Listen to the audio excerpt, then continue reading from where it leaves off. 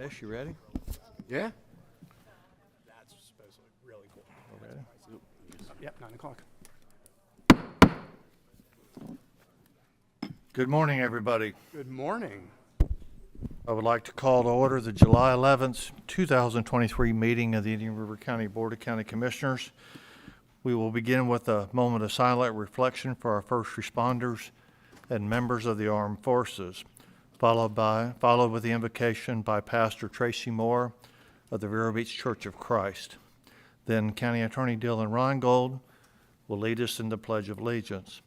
But first, I would ask you that you include in your moment of silent reflection the thoughts and prayers for the family and many friends of retired United States Air Force Colonel Marty Ziekert, who passed away back on July 2nd, 2023. Not only was Colonel Ziekert a military fighting man and a friend to so many, he was entirely devoted to his country, his family, and the community to make it the best it could be. His military leadership went and was without question, but what he brought to Indian River County was his civic leadership and the ability to motivate others for a common goal. Even though those goals may have seemed impossible, if Colonel Ziekert got behind it, nothing was ever impossible. Because of his efforts and leadership, many great projects were started or elevated to a new level, helping to provide better and improved services for his fellow veterans and the community. So, as we pause for the moment of silence this morning, I ask you all to think about Colonel Ziekert and know that he can rest proud, leaving a legacy that Indian River County is truly a better place because of his efforts. Thank you, Colonel. Everybody please rise.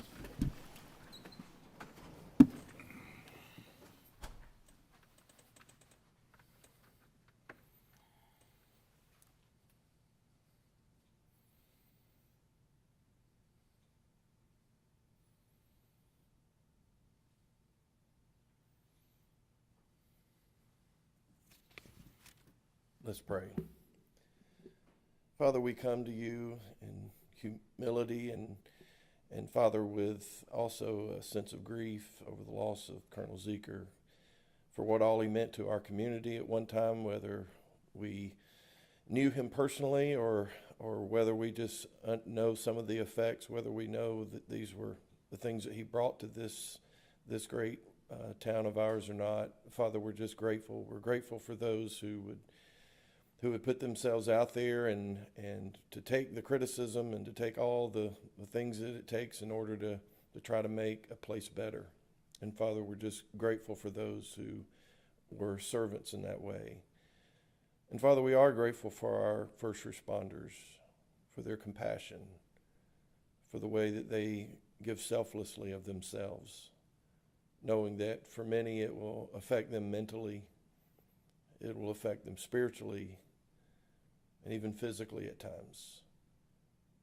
But Father, we're just thankful that we live in a place where there are people who care. And Father, I just ask you to be with this commission today. I know these decisions they make are not always easy, but Father, we're just so grateful that they're willing to do it and to be a part of this. And Father, just give them wisdom to do what is good and right, and what's fair and just, the things that you would have us to be in everyday life. But Father, we just ask you to especially pour it down upon them as they are in this leadership. And so, Father, we ask all of these things in the name of your Son, Jesus Christ. Amen. Amen.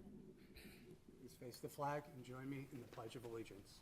I pledge allegiance to the flag of the United States of America and to the republic for which it stands, one nation, under God, indivisible, with liberty and justice for all.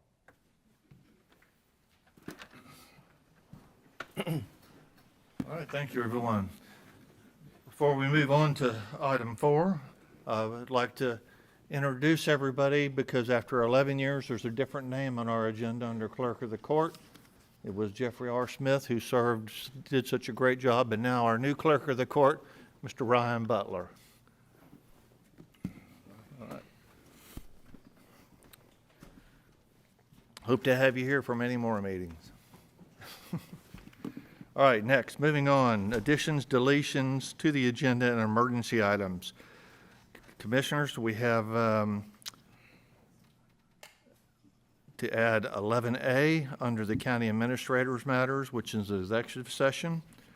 And we need to have an emergency item under the county attorney's position, which would be 13C, to discuss the county attorney's position further.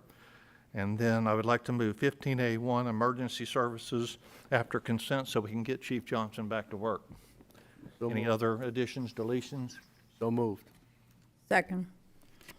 All right, I have a motion by Commissioner Fleischer, second by Commissioner Moss. Anybody from the public wish to comment? Seeing none, all those in favor signify by saying aye. Aye. Any opposed? Motion passes 5-0. Thank you.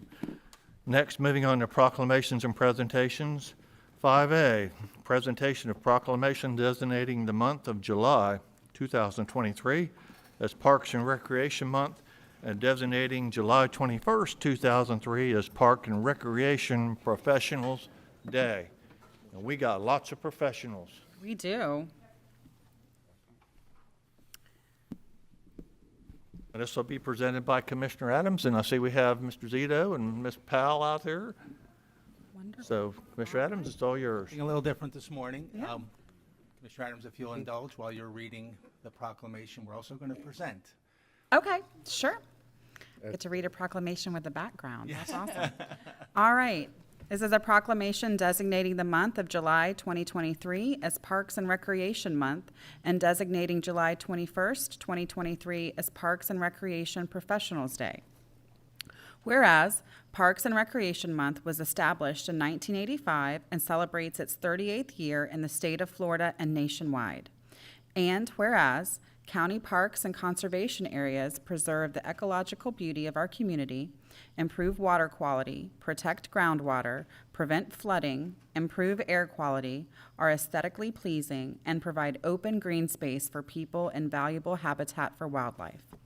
And whereas Indian River County is fortunate to have many beautiful parks, playgrounds, ball fields, golf courses, swimming facilities, nature trails, beaches, fairgrounds, campgrounds, intergenerational recreational facilities, a shooting range, and open spaces, which make our community a more attractive and desirable place to live, work, and play, as well as to contribute to our ongoing economic vitality through enhancing property values, increased tourism, the attraction of visitors, and recreational events.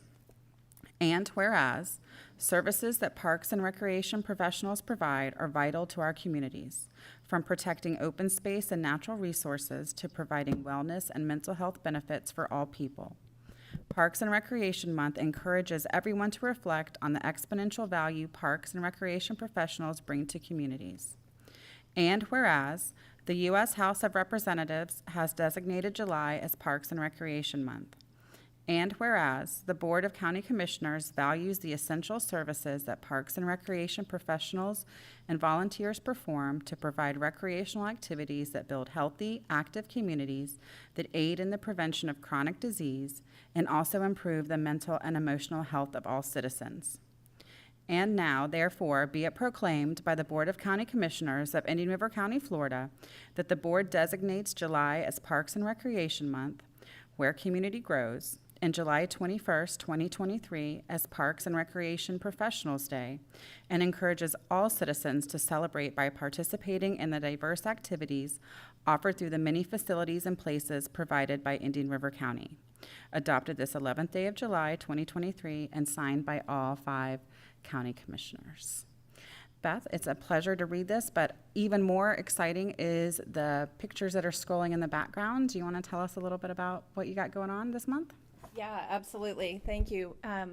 We come to you today to celebrate Parks and Recreation Month and also to celebrate all of the dozens and dozens of employees who are professionally representing Parks and Recreation and conservation throughout Indian River County, and they're doing a fantastic job.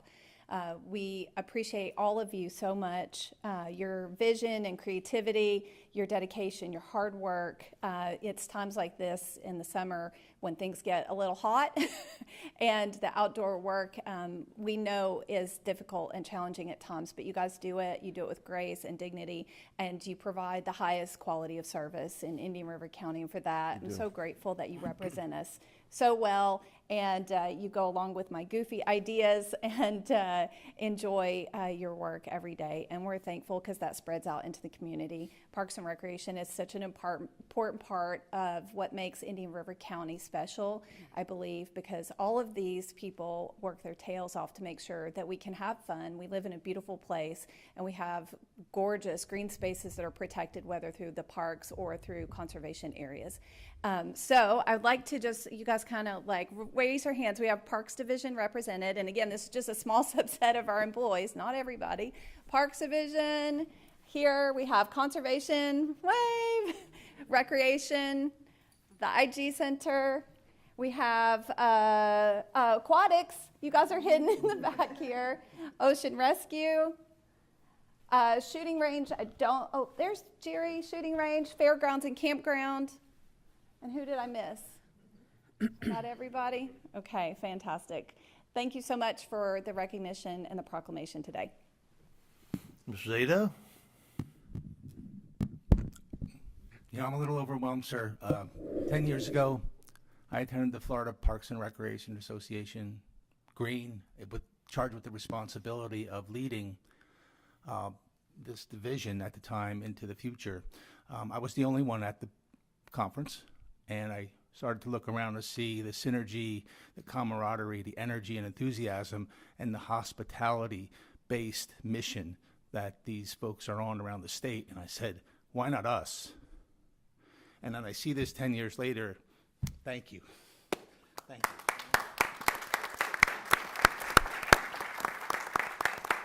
I can tell y'all that this weekend I played softball at South County Park, and while it may be small in the overall park thing, the fact that Saturday evening we had like 5 inches of rain, and the fields were ready and playable, is in great shape the next day on Sunday, was absolutely amazing. And everybody that was out there, because it's important to, when you get, these old guys out there playing softball, that they're able to play. And the fact that they were able to come back and play Sunday a full schedule and get everything done was very important to them, and they were very, very happy about it because the fields were in great shape. And I don't know if you have any of those folks here, but please extend my thanks. And on behalf of the Florida Half Century, they were very happy, especially after 5 inches of rain on Saturday. So, but y'all do a great job. We have great parks. So hopefully we're going to have more and in the future, and even better facilities that we have now. But you guys are the reason we have what we have now, and I thank you very much. So, commissioners, any comments? Thank you, Mr. Chair. Yeah, I want to point out something. I was at a major event that we had, and many of the people that are here before us were at the event, and I had a conversation with one individual, which may be in the room. And I thanked that individual for what they had done. Well, they work with complete passion and humbleness. And the response from that individual was, I only do this. I want you all to know that every element that you do may be a small piece of the pie, but what you do is you deliver a dessert. You're the draw. You're the draw. If you'll notice, our tourism is well taken off. It's taken off not because of the theme park that we have, not because of the major attraction we have, but the quality of life events and environment that you work on every day is the draw why people want to be here, because it's a great experience. And I just want to say thank you, even to the person who said, I only do this much. I would also add that Sunday when I was there, we didn't play till noon, so it was, 100 degrees outside already. I went out, drove over by the pickleball courts, and they were packed at noon on Sunday. Yeah. So just to show you how everything's moving so well. Commissioner Moss? Yes, thank you. I'd like to thank you especially for the new facilities that have been added in the last year. It's like, I know it's a lot of work, but it seems like pulling rabbits out of a hat, that every time I turn around, there's something new. And I especially enjoy Jones Pier. So thank you for bringing that to, or seeing that to completion. I know that's been a lot of work and more than was anticipated. Thank you. Mr. Administrator, anything? Just want to thank everybody for all your efforts and dedication to the community. Parks and Recreation is vitally important to the quality of life, has been mentioned. And as I think I've shared previously, when my family and I were looking back in 2020, we were impressed with the quality of the Parks and Recreation facilities and the community's investment. And so with being family-minded, that was one of the deciding factors as we moved here. So thank you. Appreciate everybody's efforts. Carol Jean Jordan, Indian River County, 1855 34th Avenue. Just like to add to that, I'm at the Gifford Field, the Victor Hart Complex, probably 4 times a week this time of year, and both baseball and football. And I can't tell you how exciting that is to see hundreds of young people out there, and you all make that possible. Like this week, we've had horrible weather. The past, the rain has just been, and yet the fields are still playable. The lights go on, even though once in a while I have to call Joe Fletcher because we've had a late ball game or something, and everybody's been just so helpful. And I mean, there's hundreds of young people out there that don't know where it comes from, but I just want you to know how much they appreciate it. Anyone else? I'll add, Chair, I was at the IG last night, and I tell you, it's such a beautiful facility, and the cleanliness is what I recognize, number one. But I got to tell anyone else that's here, if you want to have bring back some memories, walk in there at 5:30 and you hear the boys and girls screaming and playing basketball, and it just brings back some great memories. And I'm proud to have such a wonderful, wonderful recreation center in District 4 for sure. Thank you. You guys. Thanks, y'all. Thank you.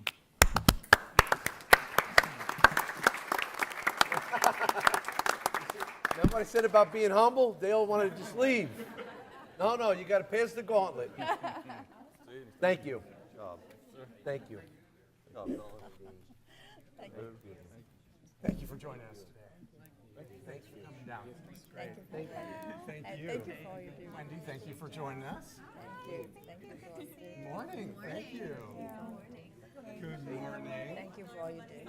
Thank you for joining Yes. the pool. And the pool. Thank you. Thank you for what you guys do. Appreciate your hard work. Thank you. Thank you. For everything. You got to do all this, right? Thank you for all you do. Great to see you. I'll get down there because I think this crowd here. Yep, 2 rows. Brad, I need to go up front. You got the dial. Okay. Short You would people think up. that helps, but it doesn't really. I No, just you're heard short good, you're people up good. front, and I was like, all right. When it cools down. Yeah, let's do it. I think we're good. Okay. I'm telling you, I'm gonna get a damn stool. Get one of those little library stools.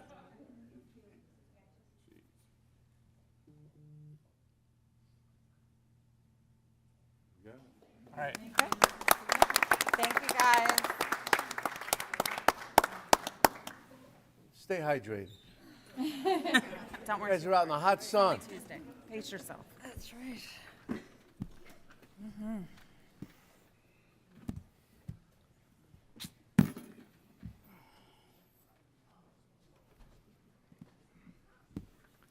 All right, thank you, y'all. All right, next, we're going to move on to 5B. This is a presentation of proclamation designating the week of July 15th, 2023 through July 21st, 2023 as Treasure Coast Waterway Cleanup Week, and this will be presented by Commissioner Lohr. And it's April's here. There she is. April Price is here. Commissioner Lohr, it's all yours. Thank you, Chairman. It's an honor to read this proclamation designating the week of July 15th through 21 of 23 as Treasure Coast Waterway Cleanup Week. Whereas the Marine Industries Association of the Treasure Coast, Inc. and the Florida Inland Navigation District, FIND, are deeply concerned with keeping the Treasure Coast waterways clean for all of us to enjoy. And whereas over 99.25 tons of trash have been collected over the approximate 125 miles of our waterways on the east coast of the state. And whereas the 16th Annual Treasure Coast Waterway Cleanup will be held on Saturday, July 22nd from 8 a.m. to 12:30 p.m. And whereas the event will attract over 1,200 volunteers, as well as numerous waterfront homeowners associations who participate in cleaning the waterways of Martin, St. Lucie, and Indian River counties. Whereas 25 designated sites throughout the 3 counties will serve as registration and disposal sites for the volunteers, and alternatively, volunteers may report progress online. Now therefore be it proclaimed by the Board of County Commissioners of Indian River County that the week of July 15th through July 21, 2023 be designated as the Treasure Coast Waterway Cleanup Week in Indian River County, and all citizens are encouraged to use this occasion to foster appreciation for the Treasure Coast waterways and assist in our cleanup efforts. Adopted this 11th day of July 2023 and signed by all 5 county commissioners. Welcome and thank you. Thank you. And I'm really proud to be here again this year and for you guys to have us back and welcoming us in Indian River County. I have with me Donna Ware from the Natural Resources Board of Sebastian. Did I get that right? Yes, you did. And we're really happy to be here on behalf of the Waterway Cleanup and the Marine Industries of the Treasure Coast. I'm going to take that hat off for just a second. I want to congratulate your Parks and Rec Department. I also am a board member to Play Treasure Coast. And we couldn't do the work we do for the whole region without this key component in your Parks and Rec Department. So they do a fantastic job, and I get to have the pleasure of working with them with the marine industries too. So really a great bunch, and you guys are doing great things here in Indian River County, and I'm always proud to be up here representing. So I just want to make sure I say that. The Waterway Cleanup, this is our 16th year, believe it or not. We have been, we're doing the right thing. When we first started this event back in 2008, we had 600 volunteers, and we were averaging the first third of this event about 10 tons of trash on each annual cleanup. We now have over 1,200 volunteers, and we're averaging 4 tons of trash in that same region. So twice the volunteers, a lot less trash. So I am trying to work my way out of this job, and we're not done. Just in Indian River County alone, last year we removed 0.85 tons of trash, which isn't a whole lot. We're finding smaller pieces, and 188 volunteers participated. So we're getting our numbers back up again regionally after COVID. In City of Sebastian, we removed a half ton of trash and had 68 volunteers. In the City of Vero Beach, there were 20.23 tons of trash and 101 volunteers. So the others fell within county areas that were not in one of the municipalities. And since 2008, you've had in Indian River County 2,745 people participate in this event annually, and we removed 24.8 tons of trash from this county in the first 15 years of this event. So we hope to keep those numbers with the participants trending up and the trash trending down. And it's really our hope. We love when, I know that sometimes our volunteers get disappointed that they didn't find as much as they thought they would. Those are my favorite comments to hear. So we hope everybody goes out and finds nothing. But we know we will have removed a total of, we will exceed the 100-ton mark for this event annually after this year. We're at 99.25 tons after last year. So together and with a lot of cooperation and partnerships with the county, with the different agencies, and all the people we know that love the water and outdoors here in the Treasure Coast, we're all make a little bit from everybody makes a big difference. So I just want to thank you again this year for recognizing us and being on our team. And thank you very much. Thank you. Congratulations. Donna, you want to say something? Just quickly, I just want to say that we can't do this without volunteers, and everyone has a cost of living. Everyone has time when they have to give back to the community, and this is the opportunity. So please come out and join us on Saturday, the 22nd, and we have multiple locations, and it may be even just be a half an hour out of your time. Thank you. Great. Well, and you also make it fun to do. Throughout the years, I've been involved with several cleanups, and we've had a great time, and yeah, there's a lot of camaraderie and excitement. I wanted to maybe whet the appetite because we find bottles, we find discarded small paraphernalia of many different types, fishing poles, parts of, we found a makeshift raft. But could you tell the folks what some of the most unique items that we were able to recover? We have, I think, either last year or the year before, we actually found a train wheel. Train wheel. A train wheel off of, I think that was off of the, near the causeway at Sebastian, or the bridge that goes right through the Sebastian River out to the inlet. I think it was the region that was found. We found derelict vessels. We found discarded arms. We have found a glass eye would probably be the most unusual thing we ever found. So there's only been one of those. But it's hard to describe anything we haven't found. I think the most unique thing about each year, because we've been tracking our data from the first year we done this event. So it's amazing to me having to review all that data, how trash tells a story. It tells us what the economy's been like. It tells us what the trends have been like. And there are things we find now that we weren't even around before, and vice versa. And we find things from way back. We found antique bottles. I mean, we find some real trashy treasures, and then we find things that make you go, oh. So there's nothing's off limits as to what you might find, and it all tells a very unique story. So if you ever are looking for trends, or to see if something's trending in trash, we'll be happy to give you a synopsis of if we've been tracking that particular trash item over the years, so don't ever be afraid to call us on that. But everything tells a story. The one thing I would tell you is that we want it to be fun. We want everybody to have a good time. Don't work past your capacity. It's 100 degrees out there for sure in the morning. So, don't get overheated. Work well, especially if you have little ones, because they're really our secret. We're now seeing generations of people bringing their kids that are now bringing their kids to our cleanup events. So, they have an advantage. They're closer to the water, so they're great teammates, number one, when you have kids with you. But they teach us, and once they pick up trash, they're not the ones throwing it out. So, we have generations working together, from people in their 90s down to people that are 18 months. And that's really, I think, what makes it fun. Friends, family, people who care, and boating is fun. So just getting out there on the water can be fun, and even picking up nasty old trash can be fun. So thank you, Joe. Day on the water, day on the beach, fun. You supply the We supply tools all of the trade. tools and everything. All you have to Gloves. do is show up, and everybody will get a free T-shirt with our new T-shirt design on it this year. So all you have to do is come out. If you have a boat, we give a birdie. We have had some cutbacks this year, so I don't have as many giveaways for all you guys. But but if I have leftovers, they'll be coming your way, and you can count that. But I usually, we just it's really about honoring our volunteers, and getting our message out. If everybody does a little together, we all accomplish a lot.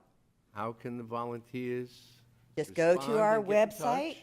which is www.tcwaterwaycleanup.com, and all the information's on there. I'm going to leave you guys with some flyers, and you'll be seeing them all over town. Our QO card will take you right to the website, and I know it's on here somewhere. Down here, take you right to our website, and you can just register online, and we'll have everything ready for you at the site.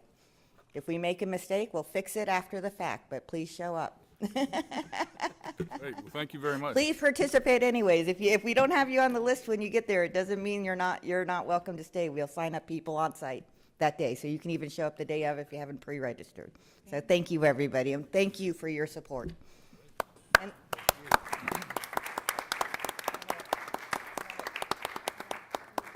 Oh, no.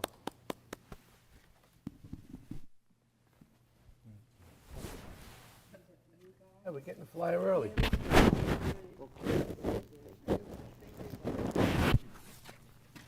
Ask them, make sure the clerk has one as well. Thank you. This way? There's a little thing on the floor where the middle is. You're welcome.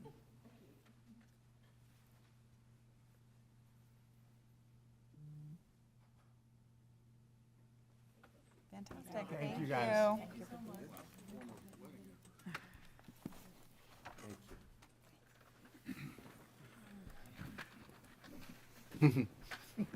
All right, thank you, April. You and the dog. It's a great event. I've done it a couple of times, and it's always fun what you find, that's for sure. All right, moving on to item 6, approval of minutes. We have the regular meeting of May 2nd, 2023, and the regular meeting of May 16th, 2023. Mr. Chair, move approval of both. I have a motion by Commissioner Fleischer. Do I have a second? Second. Second by Commissioner Adams. Anybody from the public wish to comment on the motion? Seeing none, all those in favor signify by saying aye. Aye. Any opposed? Motion passes 5-0. All right, moving on to item 7, information items from staff or commissioners not requiring board action. I see on 7A, we had a proclamation that we all signed honoring Richard Villanueva on his retirement from any of our county board of county commissioners, Department of Public Works, Road and Bridge Division. So we wish him well in his retirement and the next chapter of his life. All right, 7D, we probably should have announced this when the parks folks were here, but there was always a list of stuff for the parks people to do. When you read just a list that they give us, it's 5-6 pages long, and it's all kinds of different stuff that anybody, it's got to be for everybody, because there's something in here that for all walks of life and all different pleasures that would like to do, and I'm very proud of our staff, as we said earlier, about having all that sort of stuff. All right, let's move on to Mr. the Chair? consent agenda. Mr. Item Chair? 8. I'm sorry? May I just say one thing? This is an event that was not on the list, unfortunately. It's an unfortunate event, but at any rate, the veterans are having an observance for Colonel Marty Zickard, and thank you, Mr. Chair, for your tribute earlier. That will be on Saturday, July 29th at 9 a.m., and that will be held at Veterans Memorial Island Sanctuary. The bridge is still there. We haven't started construction, so they've decided to use Veterans Memorial Island Sanctuary. I think that's a very fitting place. And again, that's Saturday, July 29th at 9 a.m. It's going to be followed up by a get-together at Walking Tree Brewery at 4 p.m., from 4 until 6:30 p.m. And anyone who knew him knows that that was his favorite, one of his absolute favorite places, his watering hole. Exactly. So thank you. Thank you, Mr. Chair. Thank you, Ms. Most. All right, moving on to consent agenda item 8. Commissioners, anything you wish pulled to be discussed? Mr. Chair, I'd like to pull 8F. 8F. Anybody else? Seeing none, anybody from the public? Anything from the wish to be pulled from the consent agenda? Anybody from the public? Seeing none, Mr. Chair, move approval as amended. I have a motion by Commissioner Fleischer, second. Second by myself. Anybody from the public wish to comment on the motion? All those in favor signify by saying aye. Aye. Any opposed? Motion passes 5-0. Commissioner Adams, 8F. Sure. I just wanted to pull this to give Andy the opportunity to kind of highlight this. This is something that we have gotten some requests for in the past, or had some conflict with people looking to put accessory dwellings, not dwellings, but structures on their property. So I thought this was an awesome move on the part of community development, and I wanted us to take the opportunity to kind of tell our story about it. Well, thank you. Good morning, Commissioners. Andy Sopcich, Interim Community Development Director. And this is the first of kind of several simple fixes that I'd like to bring forward that I think are going to improve the planning process and make it more customer friendly. So the first one, accessory structures are generally anything subordinate to the main use. So on a residential property, we've got the main house, and then you can have a garage, a detached, mother-in-law suite, something like that. And how we've always handled these is we allow you to have just slightly less accessory structure than main house. So if you have a 2,000 square foot house, you can have 1,999 square feet of accessory buildings. And this works pretty well on smaller properties, but what we find is on larger properties, folks often come in and we have to turn them away and say, oh, you've used up your allowance, you can't have any more. And they say, well, I've got 10 acres, why can't I have one more storage building? And they end up going off-site and paying for storage elsewhere. So I've kind of seen this through the years. This has been a reoccurring theme. So what I'd like to do here is clarify the definition of how we come to a conclusion of how much accessory structure you have. And basically that's saying, well, look, we add them all up on site. And then have a tiered system where if you have a larger property, we're going to give you a little more allowance to build a little bit of additional accessory structure. And if you can go to the next slide. Oh, I got it here. I'm sorry. So I pulled 4 properties here in Indian River County that just kind of show how this works well in certain cases and not so well in others. On the far left, this is a 10-acre property that has essentially used up its allowance for accessory buildings. They can't build any more. They would have to knock the building in back there down to do more. Same with the 5-acre. They've basically used up their allowance. The 2-acre is the same. And then we've got a third of an acre there that has used up their allowance. So I think on these smaller properties, quarter-acre properties, it works real well. We don't want too much more structure than, basically doubling what you have for the house. But on the larger properties, I want to kind of give them a little more leeway, maybe a 1.5 to 1 or a 2 to 1 or a 3 to 1 on the bigger properties. So that's the idea, and with the board's consent, I'd like to bring back a more formal item and kind of go through the process to update the code. So I would be happy to move approval. Like I said, I think this is a great common sense approach, and I look forward to seeing more of these. But I wanted to give this the proper opportunity to kind of highlight it for the public since there has been some inquiries about that. And with that, I'm happy to move approval. Second. A motion by Commissioner Adams, second by Commissioner Fleischer. Anybody from the public wish to comment on the motion? Seeing none, Commissioners, all those in favor signify by saying aye. Aye. Any opposed? Motion passes 5-0. Thank you. Thank you. All right, moving on to 15A1, Emergency Services. 15A1, approval of firefighter cancer decontamination grant. Good morning. Morning, Chief. Thank you for having us here today, and this is a 75-25 grant. This will supply us with extra gloves, hoods, and helmet inserts because due to the contamination at structure fires, we're able to switch them out after they're finished at the structure fire so they have a fresh set for their next call. So this will just enhance our supply of the 3 items that we need, mostly. So it's done by the state. We're pretty sure that we're going to get this grant, so it's a good deal. All right, they get some really cool stuff since I left many years ago.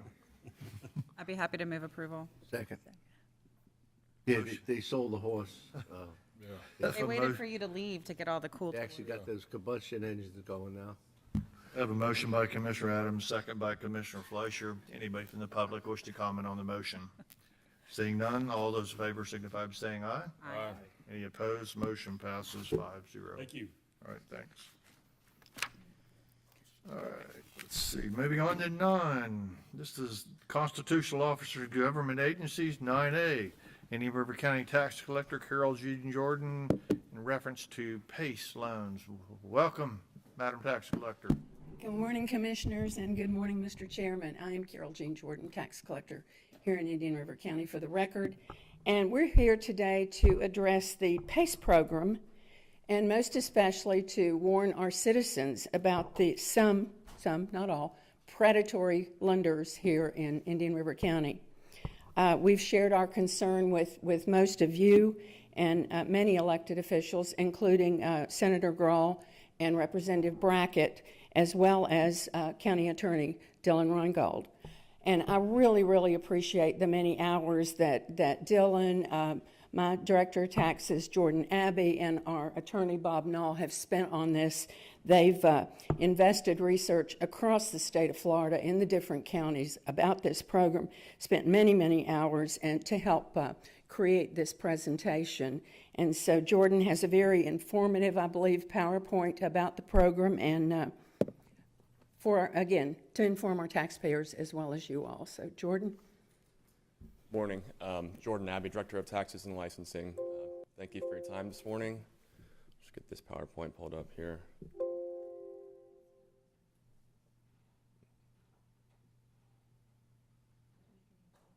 Nope.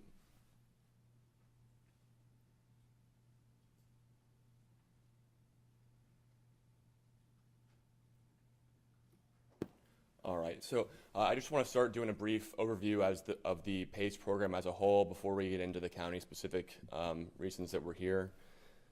So PACE financing, PACE stands for Property Assessed Clean Energy.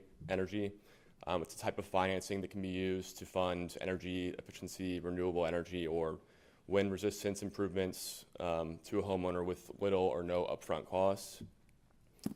A property owner must enter into an agreement with a PACE district or PACE agency to get this financing, which there are several of across the state. The two which are kind of relevant to us are the Florida Green Finance Authority and the Florida PACE Funding Agency. And then subject to an interlocal agreement with the county or the municipality where they want to operate, as well as our office, the tax collector's office. These improvements and this loan is paid off through the homeowner's tax bill as a non-ad valorem assessment.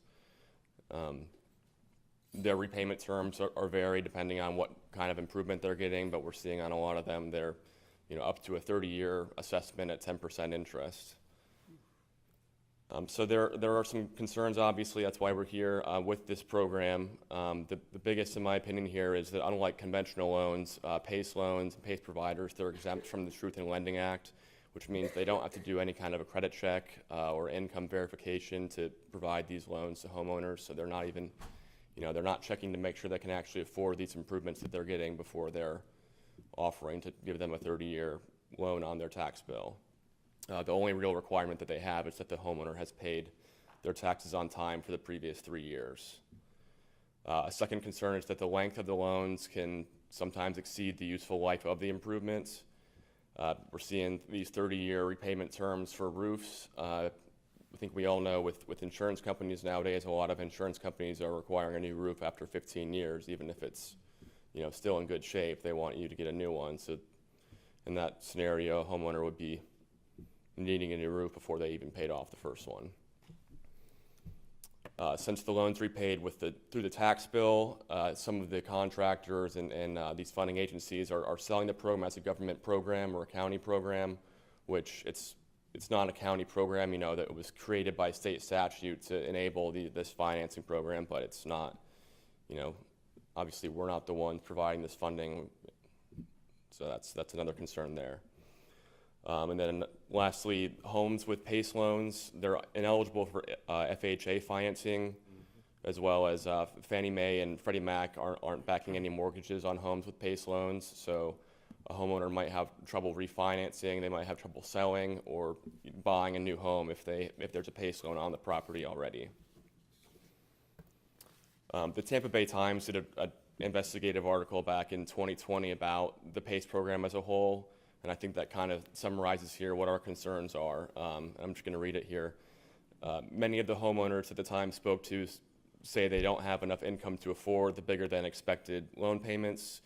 Too many of the contractors who perform the work, they target low income, elderly, and non-English speaking residents who don't understand how the program works.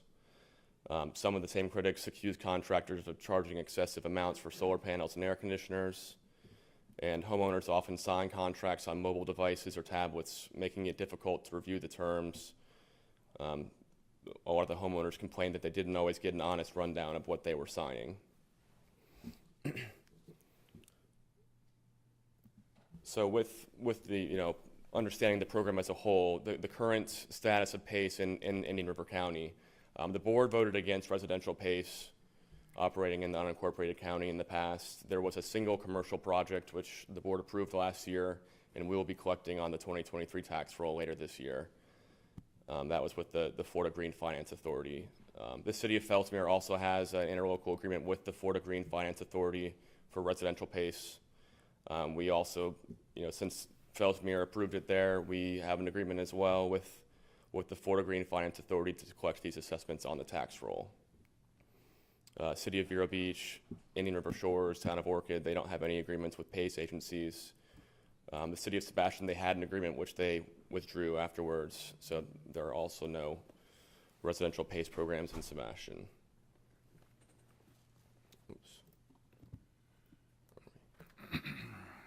So that kind of brings us to our main issue today is one of these PACE agencies, known as the Florida PACE Funding Agency, or I might call them FPFA from now on. They've recorded, it's now over 20 liens for PACE improvements in the unincorporated county, despite the lack of an interlocal agreement with the county or with the tax collector's office. Before I get into their response on how they're doing this, I just want to give examples of two of these loans. The first one, a widow with a small home in South Vero, they entered into a finance agreement with the Florida PACE Funding Agency for energy efficient air conditioning. The finance amount was $9,352 to be collected over 10 years at 10% interest, which is going to be 10 annual payments of $1,500. Her annual tax bill is going to go from roughly $350 this year, or in 2022, to upwards of almost $2,000 for the next 10 years now. I have another example here of a widow as well that got a new roof, financing $26,000 to be collected over 30 years at 10% interest, which results in 30 tax bill payments of $2,768. Her bill is going to go from roughly $1,400 to over $4,000 for the next 30 years. So how they're doing this, despite the lack of the interlocal agreements with us or with the county, they have provided these statements and letters they sent out to each county in Florida. Two statements to point out, really. The first being they had a bond hearing in late 2022, which they're stating determined that they are an independent, separate legal entity that's authorized by general law to act separately, alternatively, independently, concurrently, and non-exclusively throughout the state by law and judicial determination. So there was a bond validation hearing that they're saying, it took place in Leon County. They're saying covers the whole state for them to operate and put these assessments on tax bills, regardless of an interlocal agreement with the county. They're also stating that by notifying our office, by notifying the tax collector of their intention to collect these assessments, that satisfies the statutory needs for a written agreement with a tax collector, which, in my understanding, a written agreement usually goes two ways. It requires both sides to agree, but they're saying that by notifying us, that satisfied that need.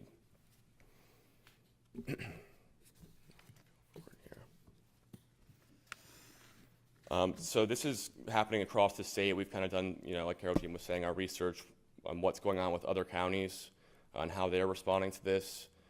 Both Sarasota and Pasco counties have responded to the Florida PACE Funding Agency that they will not be collecting their assessments. That agency, they actually had agreements, interlocal agreements with that agency that the agency themselves terminated because they didn't need it anymore,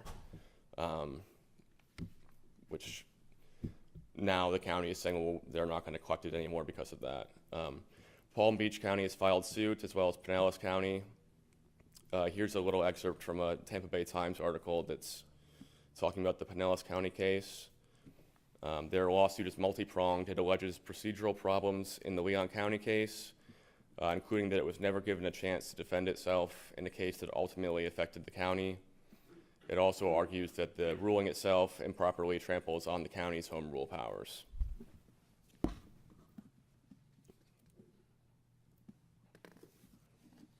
Sarasota County, we actually got a copy of the response that they sent to the Florida PACE Funding Agency, which was coincidentally drafted by the General Counsel for the Florida Tax Collectors Association,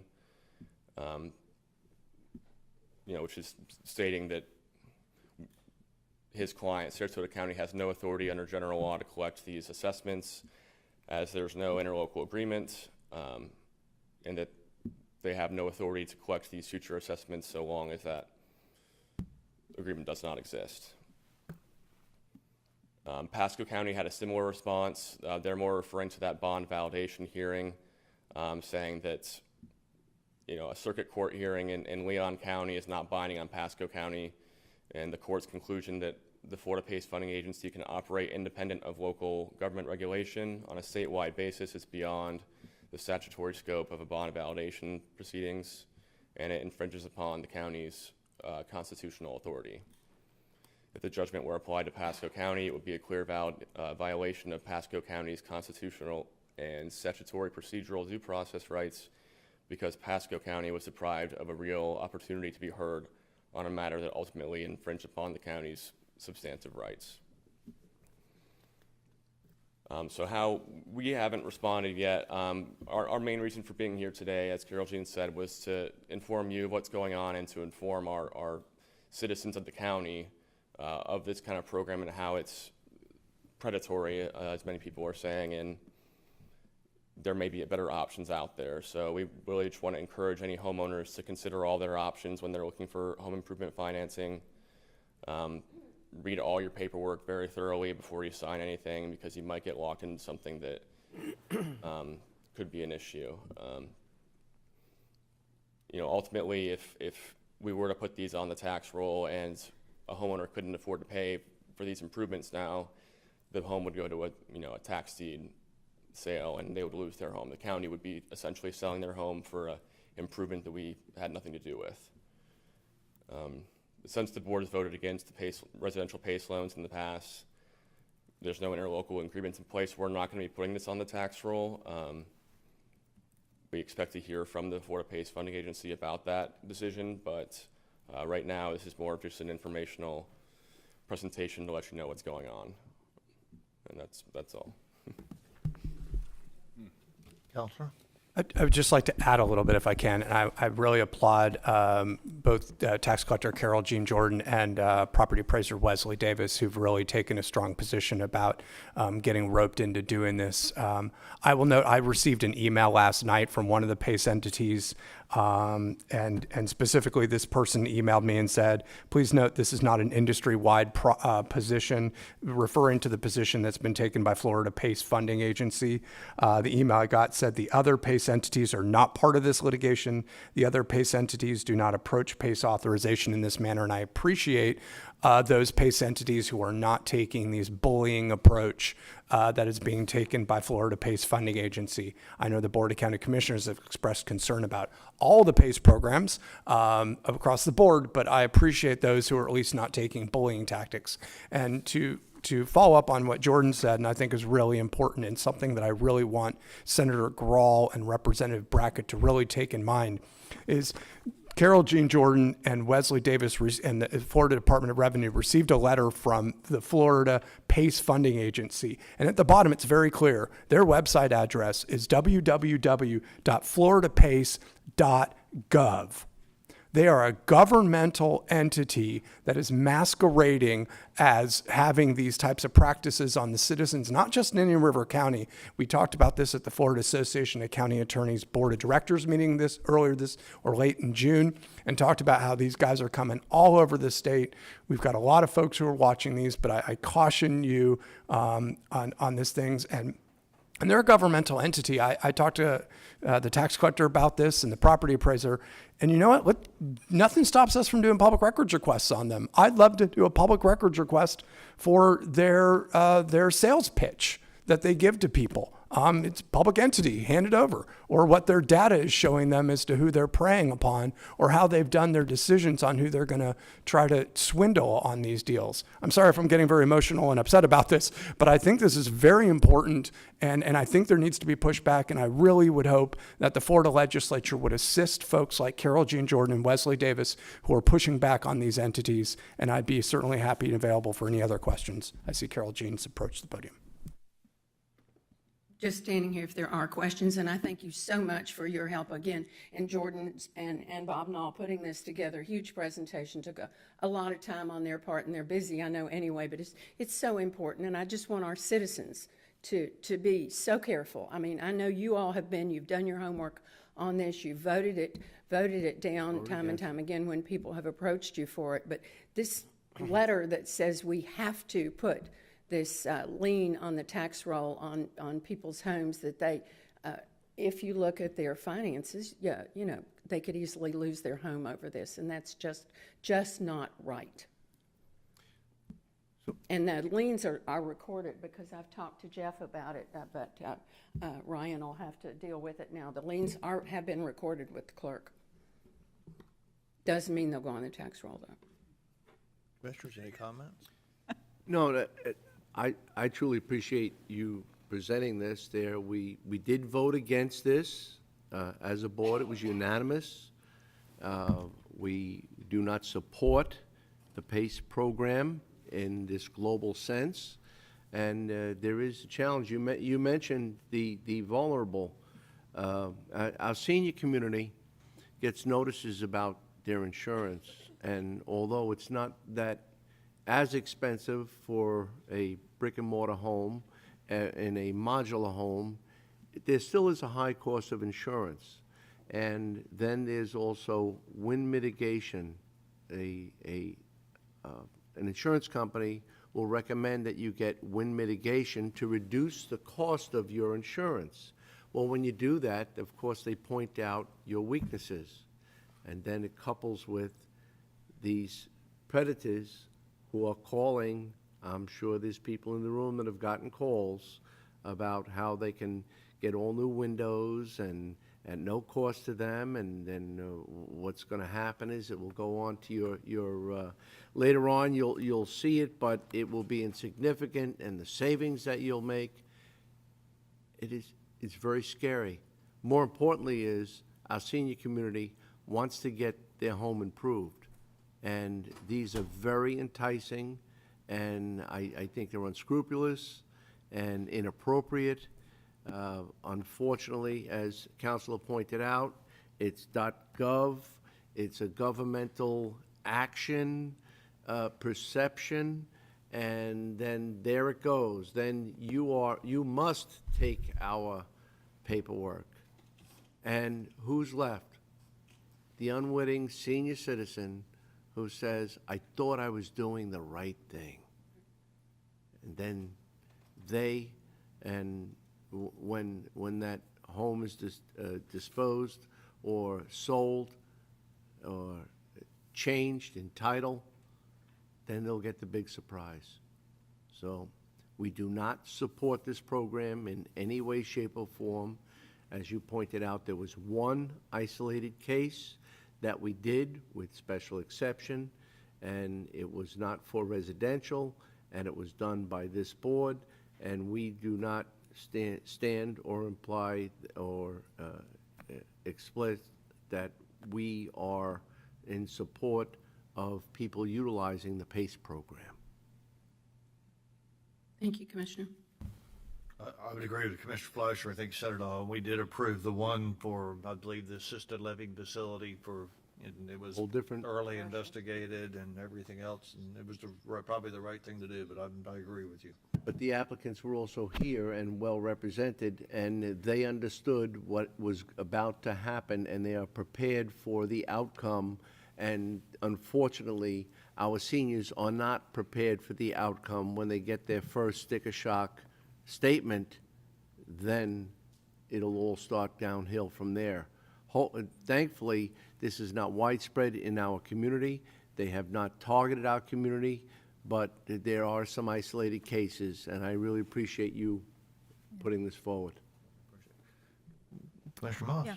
I'd just like to thank you and Wesley Davis for taking such a strong stand against this. It sounds like these PACE people have pretty sharp teeth, and they're pretty brazen. So, I mean, I'm shocked at how brazen they are. So thank you very much for taking such a strong stand and protecting our community against these people. I would agree. They tangle with the wrong person when they tangle with Madam Tax Collector. I can tell you that. Thank you. I appreciate y'all being behind us. That's just tremendously important. And again, while Dylan's outgoing, I'm sure he's briefed the new incoming attorney, and we'll share all this. But it's a terrible thing that they're doing to these people. That they could possibly, should we do that, have a $2,000 tax bill compared to $350. Yet they require that their taxes have been paid the past 3 years properly. It's sad. Thank you so much. Thank you, ma'am. Thank you, Jordan. Thank you. Thanks, Jordan. All right, let's see. Mr. All Chair. right, moving on, Mr. I'm Chair, sorry. There's someone that would like to. Anybody else want Comment? to speak? Sure, absolutely. Commissioners, good morning. I'm Jim Kordiak. Spent years in government and many years in real estate as well, but I like to visit, I just don't comment very much. I would say though that, is it Byron? That was nice work, and it's a story that needs to be told. When I think about the regulatory steps that we have in place for reverse mortgages, this sounds like a similar kind of activity in a person's life. And if this is a quasi-government entity, then we should be more heavily involved in regulating that industry as we are with reverse mortgages, in my estimation, but wholly support any effort that you would choose to pursue to take a closer look at this program. Thank you. Sorry to get Commissioners? a name and record for the address. I'm sorry, James Kordiak, Kordiak. Thank you, sir. All right, moving on to item 10. We have a public hearing. Item 10A, Pulte Home Company LLC, petition for abandonment of a public access easement. This is legislative in nature, and I see we have our interim assistant community development director, Mr. Sweeney, here. Welcome. Thank you, sir. We get the PowerPoint pulled up real quick.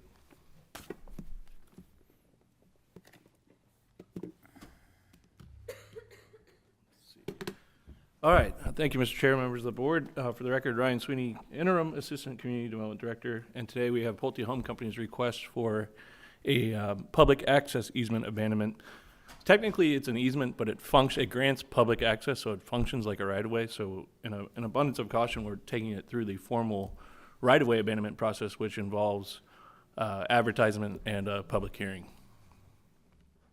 So the project site, which is east of US 1 and south of County Road 510, you're probably familiar with it. Everybody's driven by it over the years. It was originally approved back in 2005 as Orchid Landing Village. It's also been known as Orchid Quay, as well as Bristol Bay. It's now known as Harbor Isle. But when it was approved back in 2005, and for the record, now everything north is to the right. It just fit on the screen better. It was approved for 497 multifamily units and 90 to 130,000 square feet of commercial. The commercial has since been split off, but it included a connection to US 1, to State Road 510, as well as 82nd Street. It has since changed to single-family, 270 single-family units. It was reapproved by the Planning and Zoning Commission back in 2021, and because of that, they reduced the number of units, they removed the connection to 82nd Street, and they also slightly realigned the easement alignment.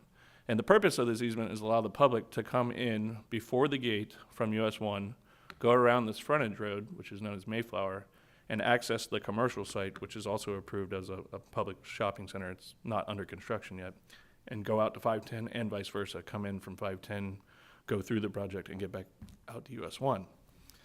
So the of record easement needs to be abandoned, and then it will be immediately replaced with this new alignment. We already have that easement document ready to go. As soon as the abandonment resolution gets recorded, we'll immediately follow up with the replacement easement. Commissioner, any questions of staff? Let me just finish real quick. So all reviewing departments have reviewed and recommended abandonment. It includes the revised design and replacement easement, and that replacement easement will be recorded immediately following. So staff's recommendation is that the Board of County Commissioners abandon its rights to the subject public access easement and authorize the chair to execute the attached abandonment resolution with the condition that the replacement easement be recorded immediately following the abandonment resolution. Thank you. Okay, with that, any questions of staff? Seeing none, with that, I'll open the public hearing. Anybody from the public wish to come forward and comment? Sir, your name and address for the record. Morning, Commissioners. Kyle Jones, representing Schutz & Bowen, 300 South Orange Avenue, Orlando, Florida. We represent Pulte Home Company on this process. We fully agree with the staff report. We want to thank staff for cooperation working with us on this process to make it seamless. The engineer, developer, and myself are here to answer any and all questions. Thank you. Anyone else wish to comment? Nobody else? With that, I'll close the public hearing. Commissioners, Mr. Chair, move approval. Second. Is that a motion by Commissioner Fleischer? Yes, sir. All right. We have a motion by Commissioner Fleischer, second by Commissioner Lohr. Anybody from the public wish to comment on the motion? Seeing none, Commissioners, all those in favor signify by saying aye. Aye. Any opposed? Motion passes 5-0. Thank you, Mr. Sweeney. Thank you. All right, moving on to item 11, County Administrators Matters, 11A, executive session reference IAF negotiations. Mr. Administrator. That meeting, that meeting will occur immediately following the regular meeting here. We'll discuss it then. All right.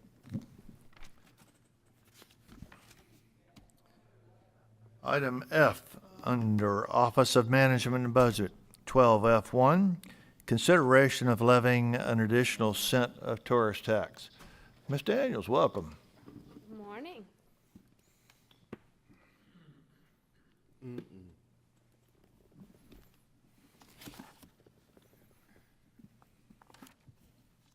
you gonna do it or no? Thank you. So good morning, Commissioners. Kristen Daniels, Budget Director. Before you today is a potential additional levy of 1 cent of tourist tax.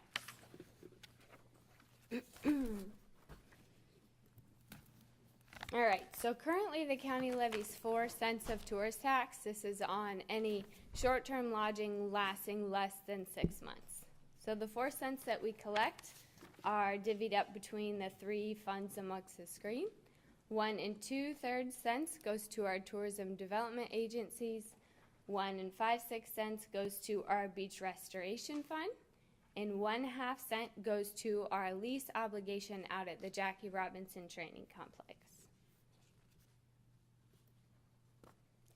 So per Florida Statute 125.0104, this matrix kind of illustrates what the cents can be spent on. So the first 3 cents can be spent on sports stadium maintenance and capital, tourism promotion, and beach restoration. Now, if you look to the right, we go from the 4th cent to the 6th cent. And just to clarify that, under the statute, the 5th cent is only allowed to be levied by high-impact tourism counties, and those are counties who collect sales in excess of $600 million.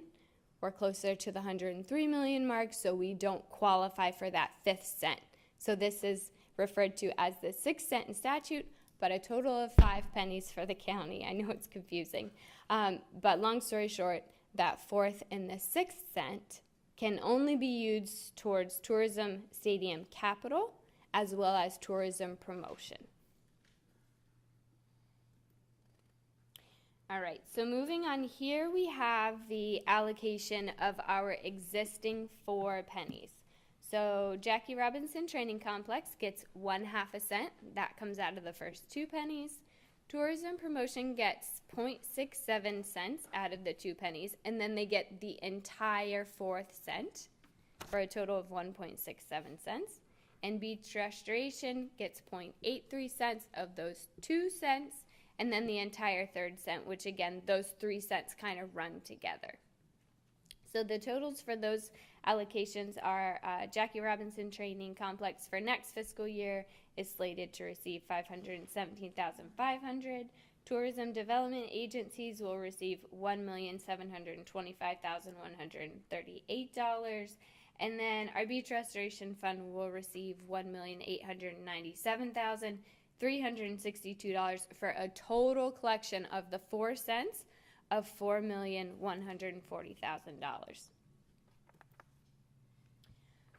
So back on June 20th, when this was brought up under Commissioner Ehrman's items, the question was raised for staff to come back and kind of give a 10-year history on the beach preservation fund. So here on the left, we have the revenue types. So over the 10-year period, $29.4 million was collected in revenue to support the beaches. The largest revenue generator there was the tourist tax, $10.5 million, followed by grants mainly from the state, $8.2 million, and then obviously our FEMA proceeds for $2.8 million. If you move to the right there, the expenses for the 10-year period totaled $41.3 million, with the largest category of expenses being our capital. So those are actual beach renourishment projects that we have done over the past 10 years, and I'll address those in the next slide. But long story short, currently the beach fund has a negative $3.9 million balance, but that's really due to timing. With any grants and FEMA proceeds, you have to spend the money first and then you get reimbursed. So the county is awaiting about $14.3 million in reimbursements from state and FEMA PWs. So ultimately, after we are paid, the beach fund should have a balance of about $10.4 million. So here's a 10-year history of the projects that we have done. In 2015, we did Sector 3. That was a dune-only restoration, not a full-scale beach template. We placed approximately 182,000 cubic yards of sand on the beach for $3.7 million, and that was post-Hurricane Sandy. So more recently, Sector 5 was completed in 2020. That put 166,176 cubic yards of sand on the beach for about 7.1 million. And then lastly, Sector 3 took 2 fiscal years to complete, ultimately being completed fully in 2022.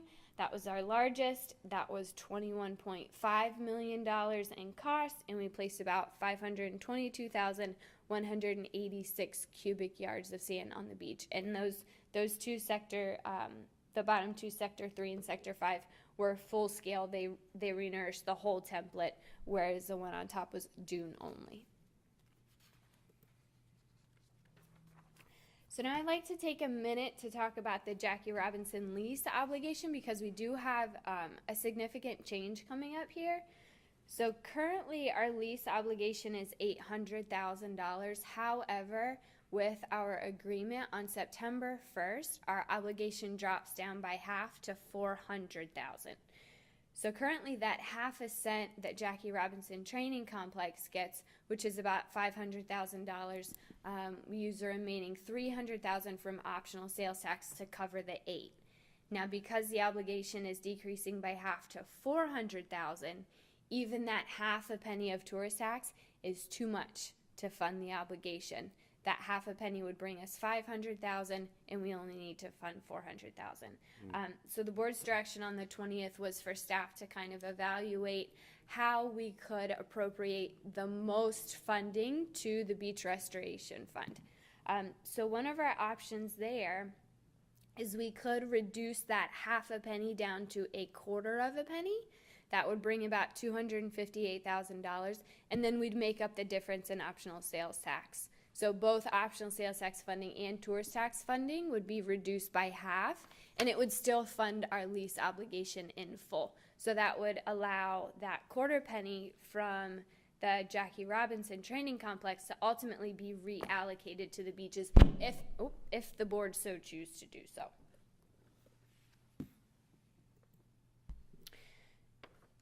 So here is a matrix of the levy of the additional 6 cents, which would total 4 cents for us. So as I mentioned, if we reduce the Jackie Robinson Training Complex by a quarter of a cent, that would fund our obligation there. We could free up that quarter to go to beaches, and then tourism promotion would always have to receive the 4th cent and the 6th cent, because those are the allowable uses under the statute if we were to levy all 6. So what this ultimately does is increases the funding to tourism promotion by 0.33 cents and increases the funding to beach restoration by 0.92 cents, because ultimately we're collecting an additional $1,035,000 by levying that additional penny. So this slide kind of goes through the financial impact. So again, Jackie Robinson on the top there decreased by 50%, but no impact to funding because our lease obligation has been reduced there.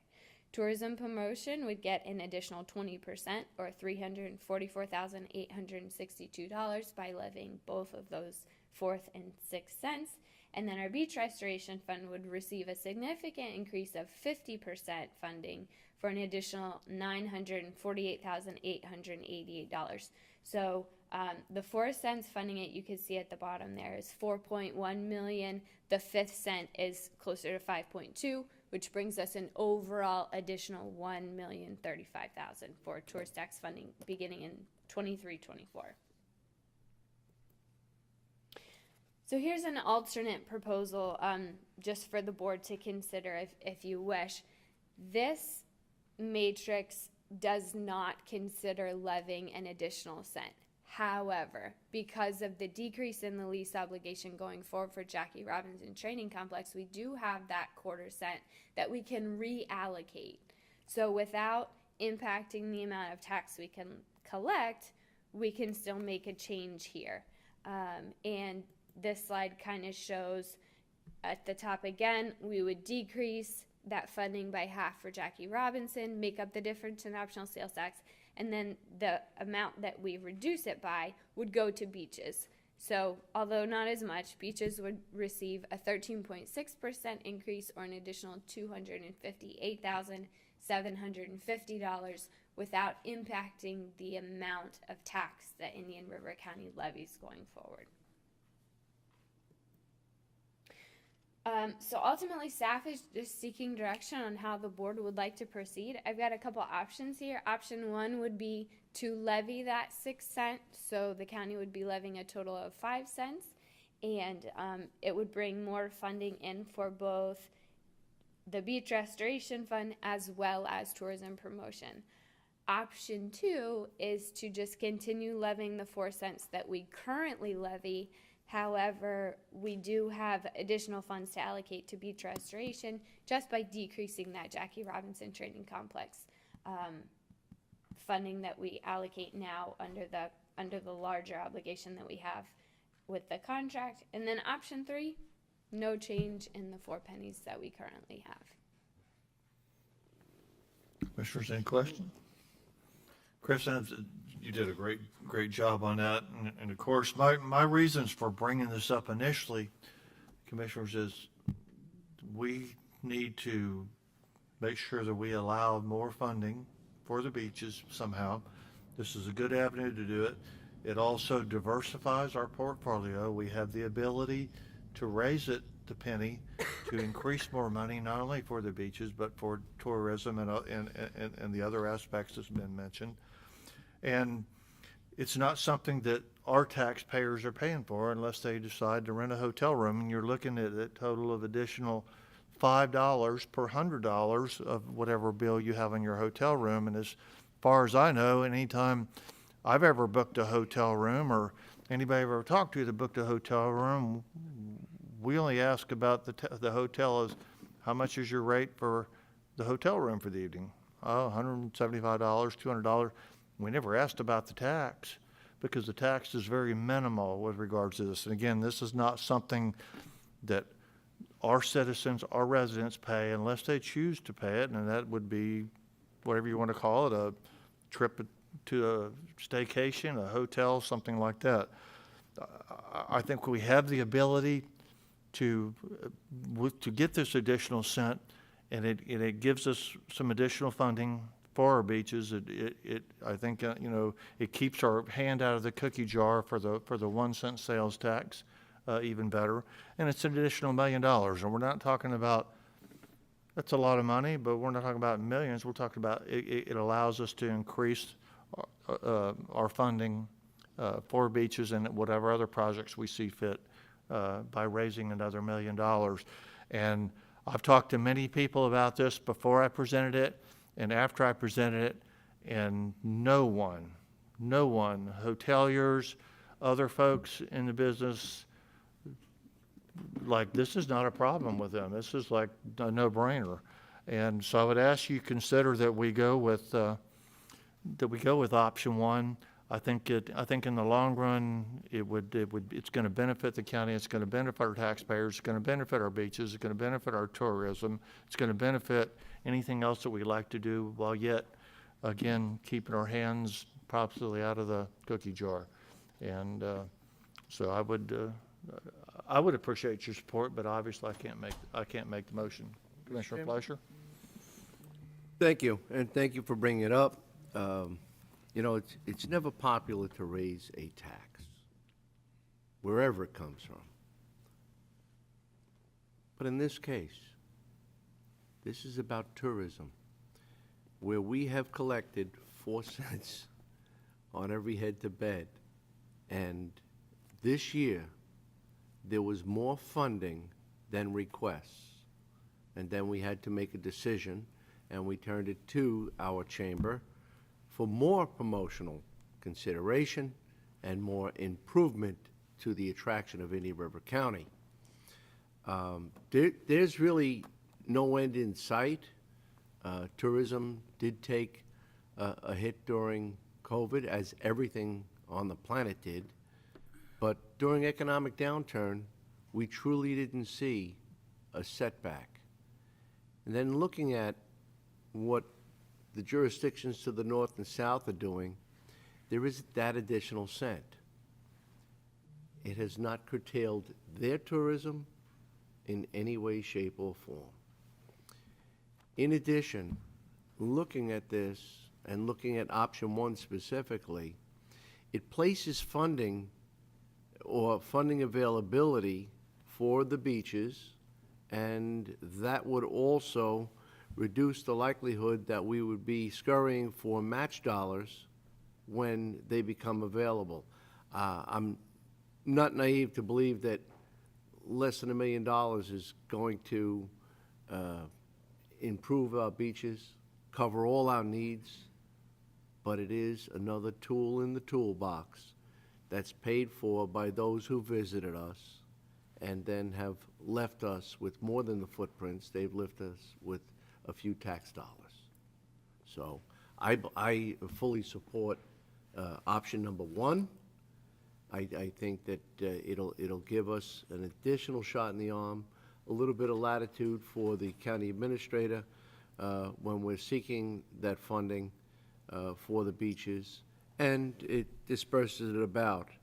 My question is, I don't know how much more creative that the chamber could be, but I'm sure they have another set of tools. I'll make that motion. Go ahead. Go ahead. I have a question that's. Go ahead. And this is on the, Whatever one. I'm sorry. Everybody either way. chime in. Just a question. I was just Okay. working from the right to the left. But as you wish. Go All ahead, right. Commissioner Moss. On option 2, the Beach Restoration Fund is set at 2.5 cents. And on option 1, the Beach Restoration Fund is set at 2 3/4 cents.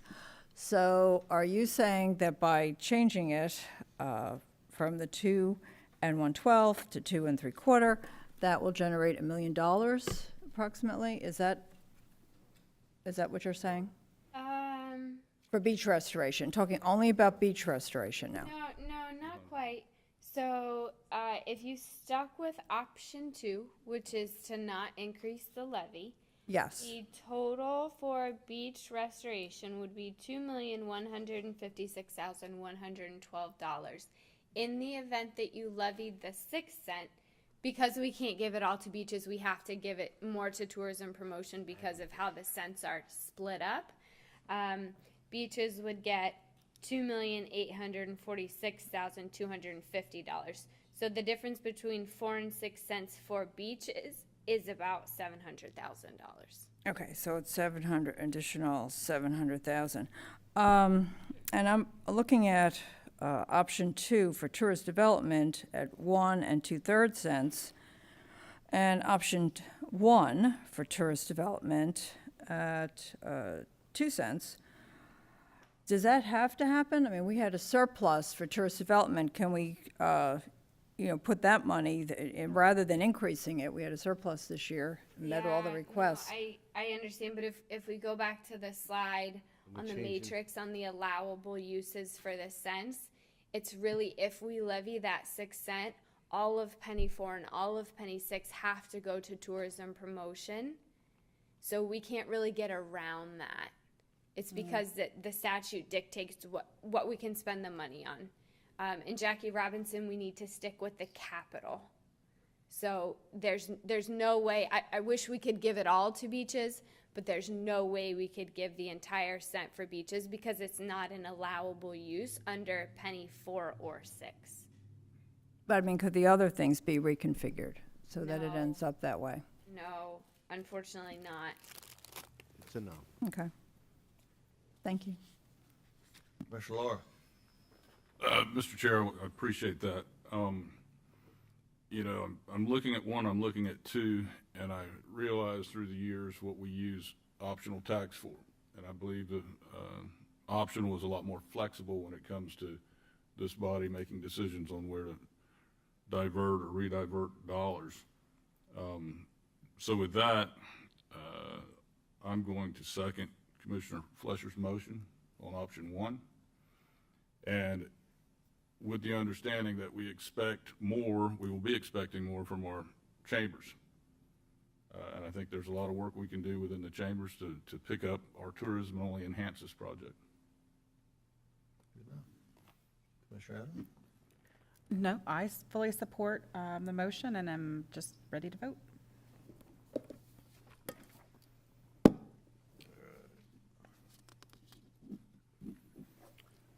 Counselor, does this, at this point in time, are we required for the 4-to-1 vote, or is this a 3-to-2 vote and come back later? So what I envision at this point is that since we were simply seeking direction today from the board as to which way we wanted to go, and certainly hearing from the board that you want to move forward with doing a 5th cent, my proposal or what I would offer the board is that, assuming this vote passes, is that the staff would bring back an ordinance to this board in August, which would establish the 5th penny.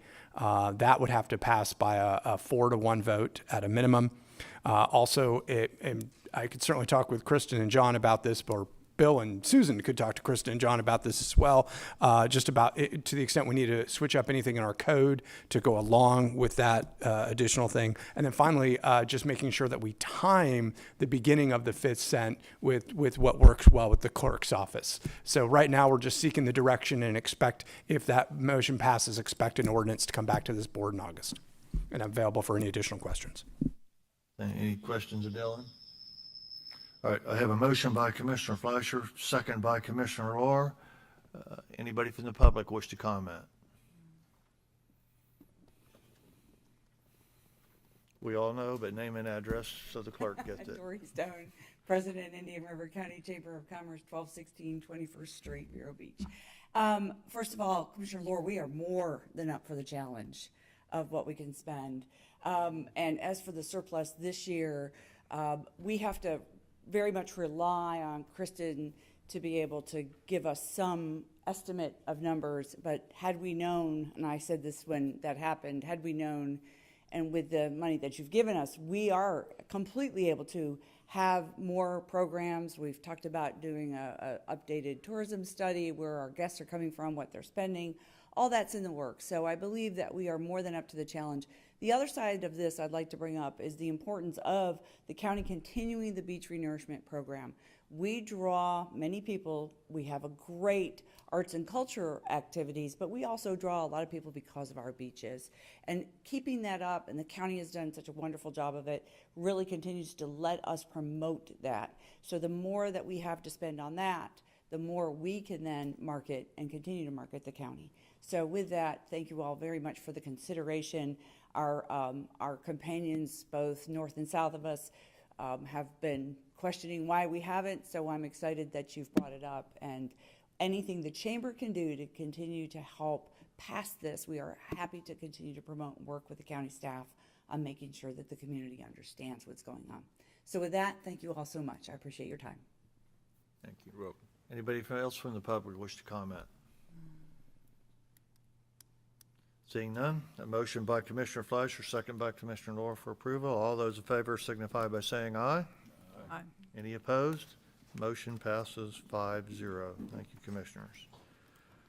All right, would you like to take a break now and or go move on to the lagoon plan? Yeah, because we. What time is it? Let's take a break. 5-minute break. Make it 10.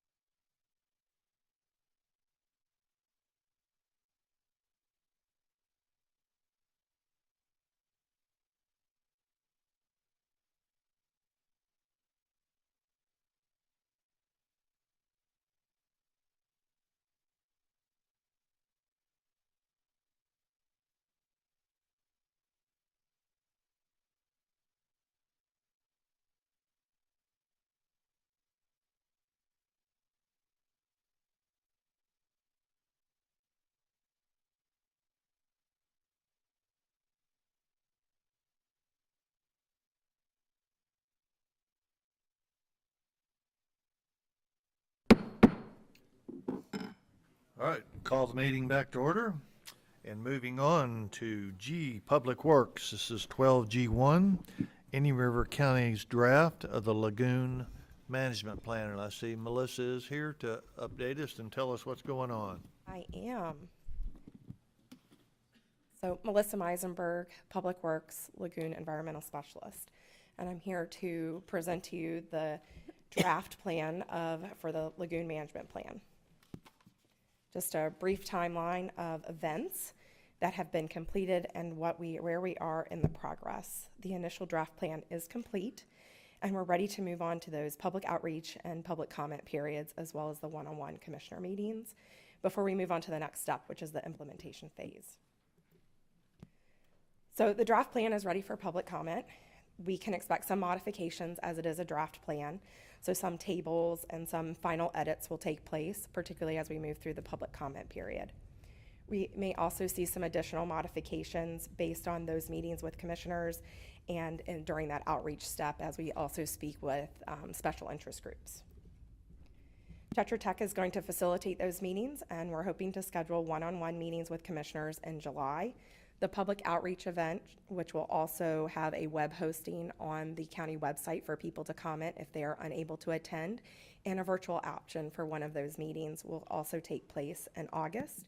And meetings with special interest groups will also take place in August. And those special interest groups are groups within the county that are fighting or have a special interest in the health of the Indian River Lagoon. You can expect some final edits as we actually incorporate those comments that are received from commissioners as well as from the public and those special interest groups. As well, we have a desire to highlight some key projects by adding in graphics and text boxes that will then have detailed summaries and in the appendix, which we are currently working to build out. We are expected to present the final plan in September at the September 26th meeting for consideration and adoption. So at this time, we're requesting approval to move forward with the public outreach events and the next step of the development phase so that we can move forward with the Lagoon Management Plan. Commissioners, any questions, Melissa? Mr. Chair, I just want to say that Melissa and your other team, I appreciate it. I know we kind of put some pressure on you in April, and it's refreshing to see that the job got done and we're making progress, so thank you. Yep, it's very exciting. And, Mr. Chair, yes, I'd like to echo that. I did make rather strong comments about the delivery and the timing. I didn't feel that it was as advanced as it could have been. I understood about the explanation about COVID and so many other things that had taken place in the delay, but reviewing this was rather robust and a lot of read, and I look forward to the exchange and the input by all of our entities that might want to make those changes. Absolutely. I don't know how many will actually be made, but I look forward to August. Great. When we start. Yep, I am looking forward to getting this moving forward as well. Thank you. Vice Chairman, anything? Commissioner Moss? Yeah, I again say thank you for this. It's a lot of hard work, long time coming, but we're glad to have it. And if there's no further discussion, I'll move to approve to move it forward.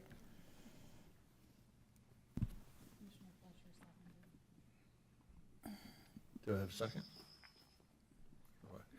I want to add before we finish, yes, Commissioner, that was a good way to put it, a very robust document. It's something that I have been looking forward to seeing, and I can't wait to see how the process mixes and makes out. And I can tell you, you were there yesterday along with Eric. We were up in Melbourne yesterday with the St. Johns River water people, and Senator Graw was there, and Senator Mayfield was there, and Representative Altman was there, and the DEP director was there. And I think they all made a pledge and a promise to do whatever they could to help funding lagoon projects, beach projects of the such, any of the, really all water projects, where I think where we were talking groundwater or lagoon water. And I was very happy to see that they made their commitment there and talked about the many projects that they have, and they gave us a sheet to do it. So I think with their commitment and with our hard work and, you know, getting some more help in the Coastal and Lagoon Division, I think we can start rocking and rolling here in Indian River County with some lagoon improvements, and I'm looking forward to it, and I thank you all, and thank Rich and Eric and you for all your efforts for this, and look forward to seeing what the future holds. So with that, I have a motion by Commissioner Moss, second by Commissioner Fleischer. Anybody from the public wish to comment on the motion? Seeing none, all those in favor signify by saying aye. Any opposed? Motion passes 5-0. Thank you, Melissa. All right, item 13, moving on to county attorney matters. 13A, county attorney employment contract. Thank you very much. At the last meeting, the board voted to promote Bill DeBrawl to be the county attorney upon me leaving. I've negotiated the attached contract with Mr. DeBrawl, which generally matches his current contract, but with an increase in his salary. Here for any questions, and county attorney's office recommends that the board approve the contract. Second. Who had the second? Was that you? The guy at the end. Motion by Commissioner Lohr, second by Commissioner Fleischer. Anybody in the public wish to comment on the motion? All those in favor signify by saying aye. Any opposed? Motion passes 5-0. It's official now, sir. So, all right, moving on to 13B. Thank you very much. With Bill DeBrawl now becoming the county attorney, that creates a vacancy in the deputy county attorney position. Bill and I have both support the promotion of Susan Prado to be the new deputy county attorney.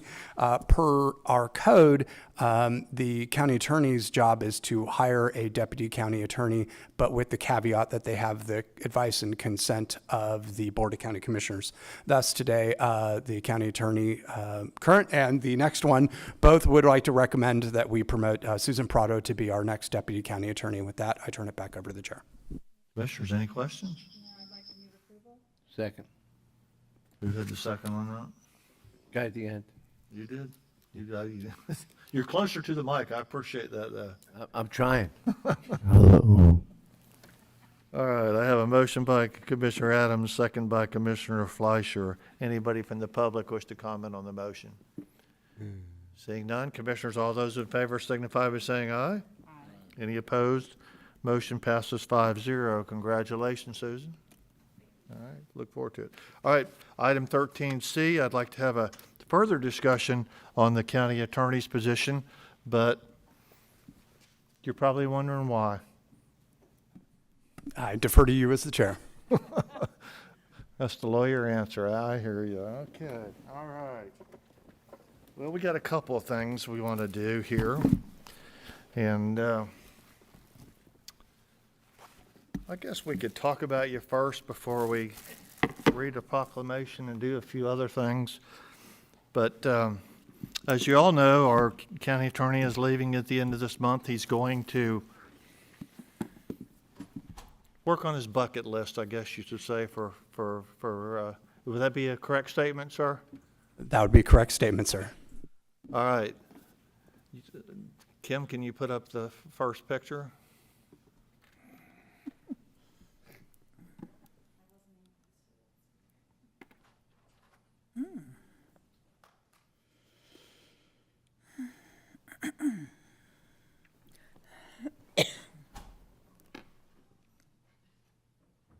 Go sell garbage cans.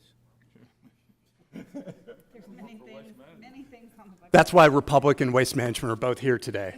Even people at top of mountains need to buy garbage. They're pretty nice. I like the 96 quart one, a gallon.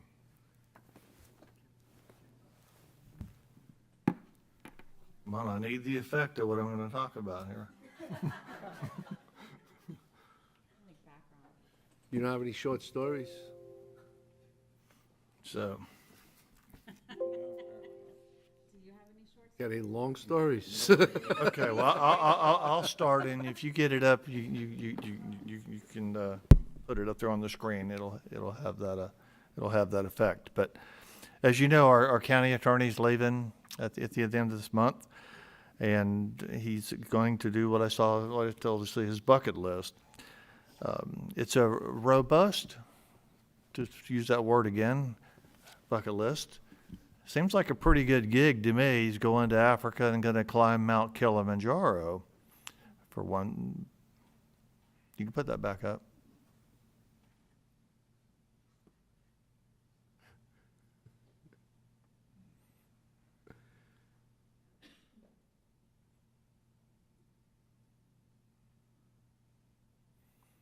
Well, there it is, Counselor. Yeah. There's Mount Kilimanjaro. Few facts about Mount Kilimanjaro I just want you to keep in mind is that it is over 4 million years old, they're guessing. You know, that's what they say. It's 19,341 feet above sea level, where right now you're at 15 feet, sir. That is a total of 19,326 feet that you're going to have to make up to get to the top of that mountain. I'm going to practice by going to my office after the meeting. So, you know, that you're talking, that's where airplanes fly. You know, 19,300 feet you've got to make up. And it's the highest freestanding mountain in the world is because it doesn't have a mountain range, which I thought was pretty incredible about that. And it has 3 volcanic cones, and one's dormant and 2 extinct. So it doesn't mean while you're there that dormant volcano could erupt. We don't know. So, you know, you need to make sure you weigh those things. And what another fact was in 1912, you know, it had 11.4 square kilometers of glacial ice. Now it only has, of 2011, it only had 1.76. So there might be something to that warning, but to the climate change. But what I found amazing was you're going to be climbing in 4 different climate zones. You're going to start out in subtropical, tropical, and go all the way up to wintertime, which I thought was pretty cool. It's the only place in the world that you can do that, they say. And it has 5 major ecological zones, which is pretty awesome too. But I do want to give you the recommendation. I checked out the recommendations for the climb, and it says they recommend you take the longer route because it gives you time to acclimate to the altitude, because there are 3 to 10 people per year that do die on Mount Kilimanjaro when they do the summit. This is what statistics say. So the fact that they didn't adjust to the altitude. Wow. So but they say those that did do the longer route, you know, it worked out pretty good. So I mean, that's a pretty awesome trip. And then you come down, you can go on a safari and see giraffes, rhinoceros, and elephants and stuff like that. I mean, that sounds like a pretty good trip. But now let's talk about the Everest thing. It's a little bit different. Okay. Everest Base Camp is 17,598 feet above sea level. It's not the 19,000 that Kilimanjaro is, but if you did go to the top, you're talking 29,000 feet on Everest. And Mount Everest, they say, is over 60 million years old, by the way. And so Kilimanjaro is much younger than Everest. But I want you to understand that if you did decide to venture farther, and there are some people up there that I found this on the internet, the author was unknown, and they said that every dead body on Mount Everest was once a highly motivated person.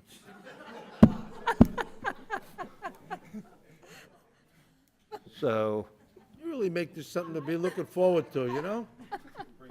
There's a theme here. There's a theme here I'm concerned, Commissioner Uhrman, about.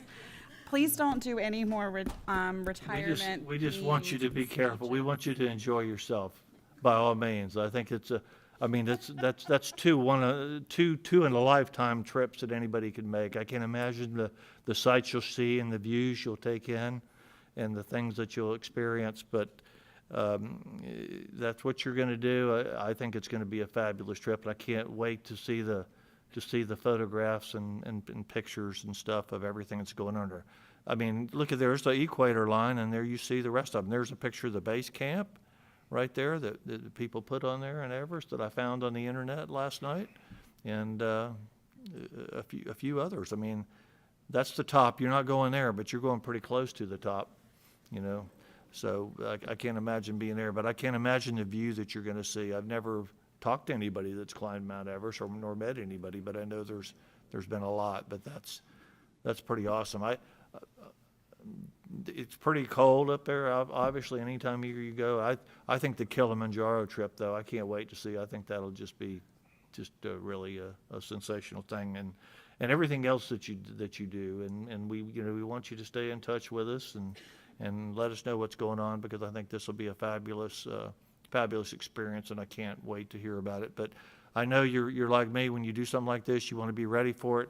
Training will be intense, because you are going from making up 19,326 feet of altitude difference that you're going to have to climb. So I think that's totally awesome. But with that, we didn't want to let you go. So before we have everybody talk, I want to read the proclamation that we're going to present to you today.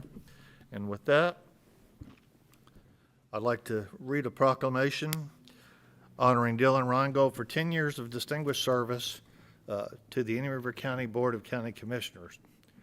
Whereas Dylan Reingold is departing from the Indian River County's Attorney's Office effective July 28, 2023, and whereas Dylan Reingold started his career with the Indian River County's Attorney's Office on July 1, 2013, and has provided exceptional service to the citizens for more than 10 years. And whereas Mr. Reingold's career is defined by his honesty, integrity, and record of advocacy that will be felt for long after he leaves Indian River County.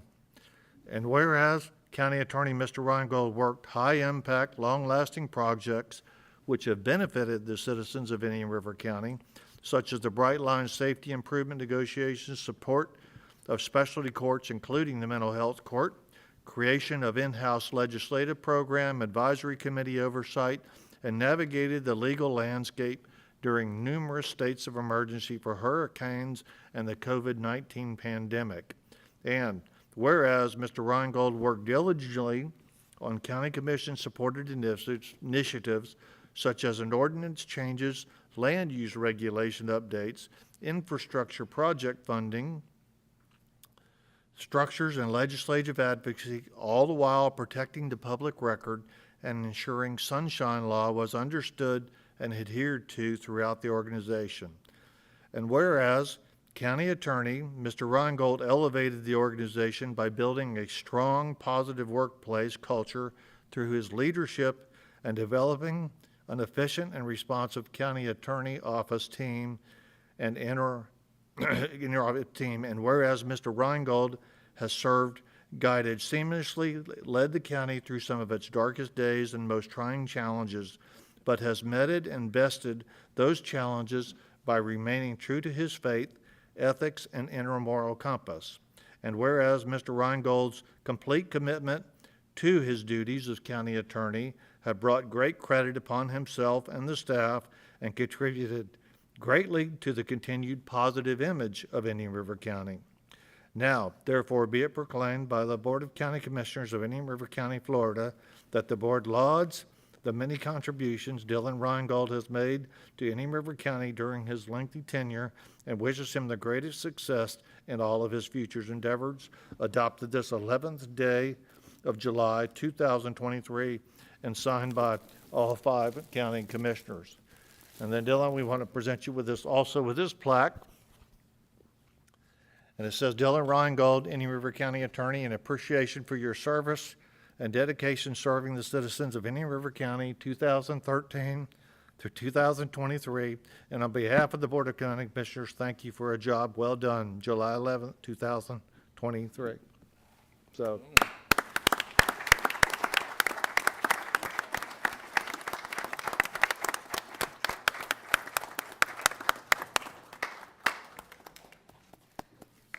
All right, with that, Commissioners, he's open game. Say what you need to. Commissioner Fleischer, let's start down there with you.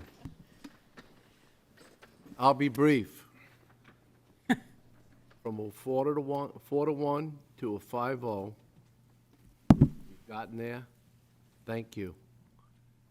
Crying out loud, after what this guy said, be safe up there.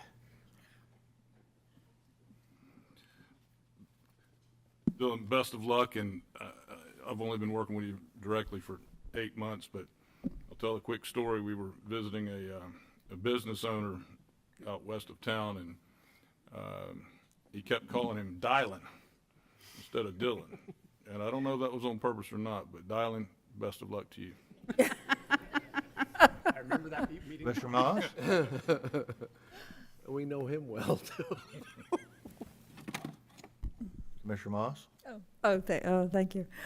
I'm not that worried about you.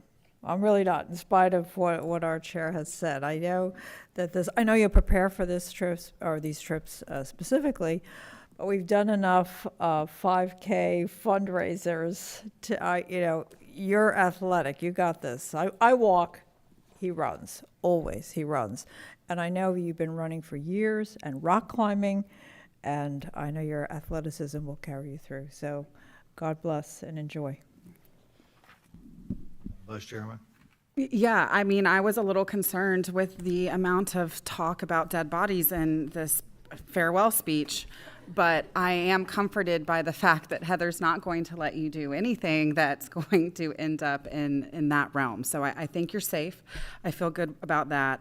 Definitely take the long route, acclimate yourself to the altitude. We don't need that happening, but have fun, enjoy. I'm glad you get to do some of your bucket list items. We're definitely going to miss you. I have appreciated all your help and working through different issues that we've had as a commission and that I've had with different things that I'm involved with. So I appreciate you always taking the time to make sure we don't end up in sunshine jail or public records jail. That's always been helpful.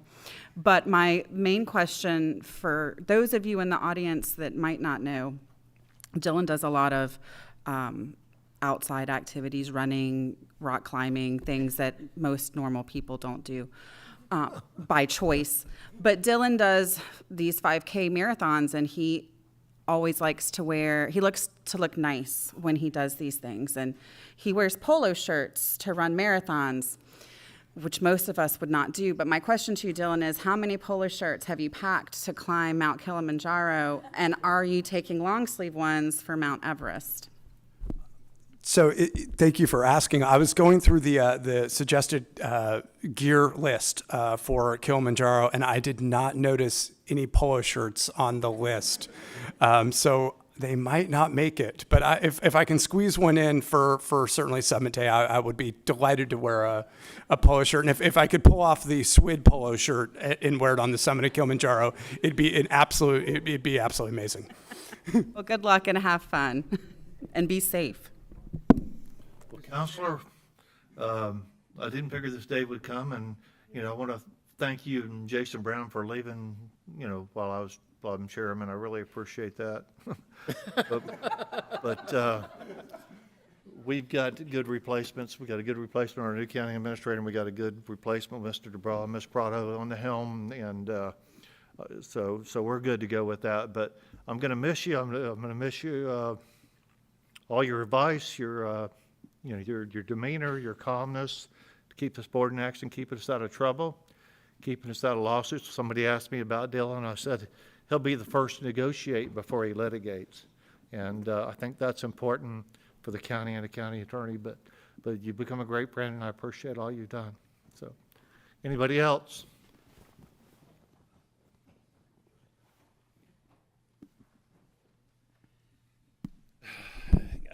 For the last time, Bill DeBrawl, Deputy County Attorney. Very, very interesting.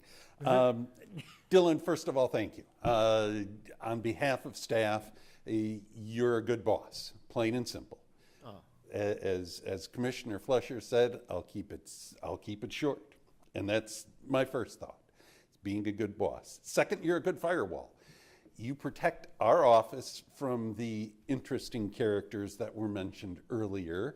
And you have prevented them from infiltrating our office, and we thank you for that.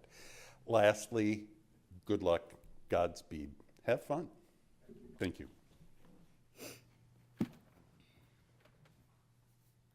Dylan, congratulations. I do wish you well. We've offered him to come climb Mount Vero many times, but he hasn't. That could be your practice. He could come out there and practice, and do that. But no, seriously, thank you for all your leadership and support, all the legal advice, and all the different contracts and agreements that you've been part of with solid waste. It's been tremendous help. And personally, I think in my career, I think I've gotten one personal lawsuit as involved in my county work, and you were able to save me from that as well. So I appreciate it. Best of luck to you, and hope to follow your journey. Thanks. Good morning, everyone. Jim Harpring, Town Manager in Indian River Shores. I'd like to congratulate Dylan on his impending next page. During my years at the Sheriff's Office, I had the pleasure to work with Dylan on a number of projects, and really most recently and of most sort of exigent importance was the COVID issue during the pandemic, and worked very closely with Dylan. And most people don't realize the extent to which he contributed to this county's excellent operational philosophy regarding COVID. And for that, I thank you, Dylan, and appreciate all your good work, both as a taxpayer and I would like to welcome you to the ranks of recovering attorneys. Thank you, Jim. Anybody else?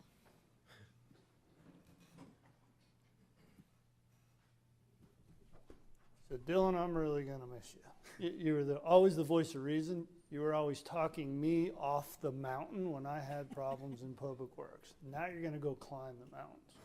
So I'm gonna miss you. The organization's gonna miss you. You were always a man of reason, even when things got, what looked like out of control. You were the voice of reason in staff meetings, and were able to direct us in the right place, and we always ended up in a happy place. So with that, good luck. Don't fall off the mountain, and be safe, and have a good life. Thank you, Rich. New, soon-to-be Deputy County Attorney. Good morning, Commissioners, and Dylan and Mr. Jatanich. Susan Prado, Assistant County Attorney for Indian River County. This day brings to me joy and sadness all at once, if I can say that. Joy, because I was obviously hoping to stay with the county for a long number of years and eventually work my way up to deputy, but I didn't anticipate it coming this soon. Dylan, thank you so much for taking a chance on a young attorney as myself. You saw that I had the want to learn and grow, the desire to serve the community that I was born and raised in. And I just really want to thank you for that and giving me that opportunity to give back. And thank you for being a wonderful leader. You really, truly are a great leader in our office. Anytime any of us have any questions, you are right there to answer them. You're there to help us. And as Bill has said, serve as a great firewall for us and, as our defender in times of need. So we will miss you very dearly. And I really do hope that you have a wonderful time on your trip and you come back safely. No falling off mountains, please. And you have a great time. Thank you. Thank you.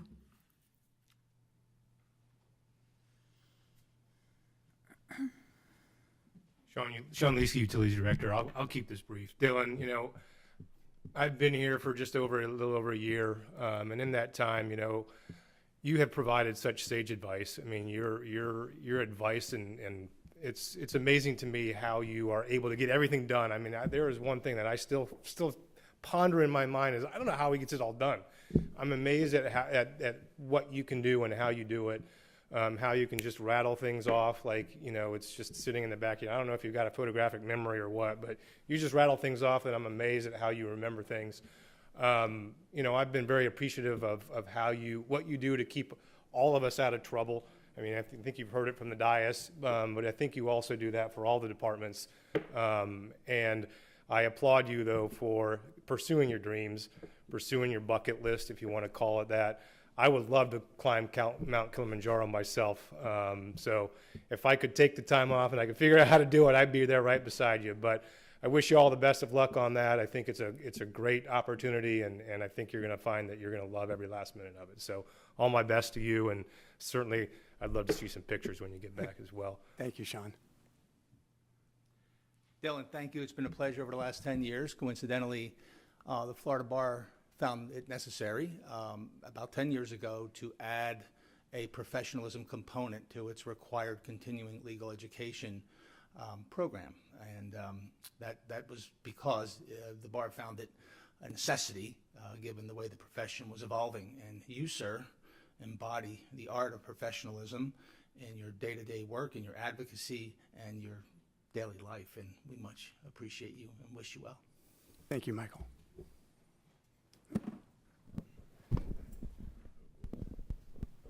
Good morning, Bob McParland, the City of Sebastian.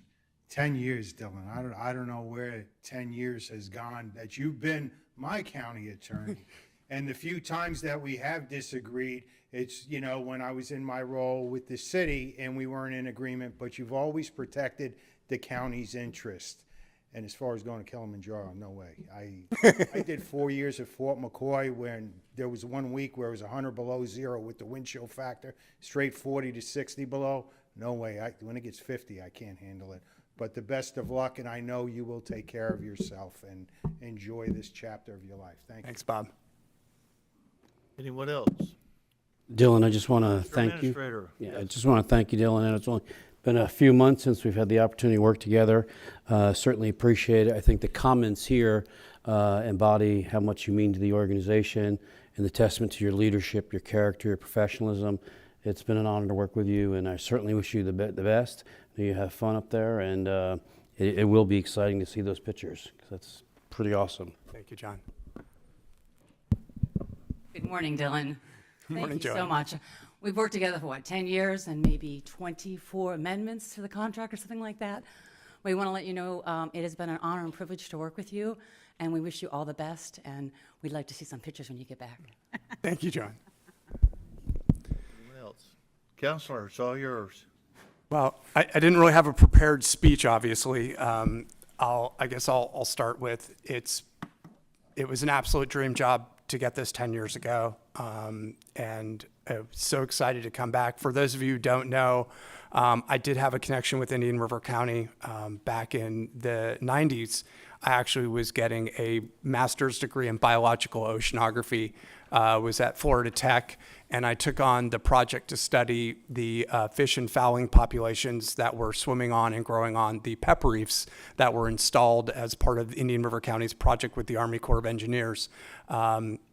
And so I was scuba diving off our coast from about 96 to 98, knew the area well, looked forward to always having lunch at Krusty's Pizza after some of our dives and then getting back in the water and finishing the day.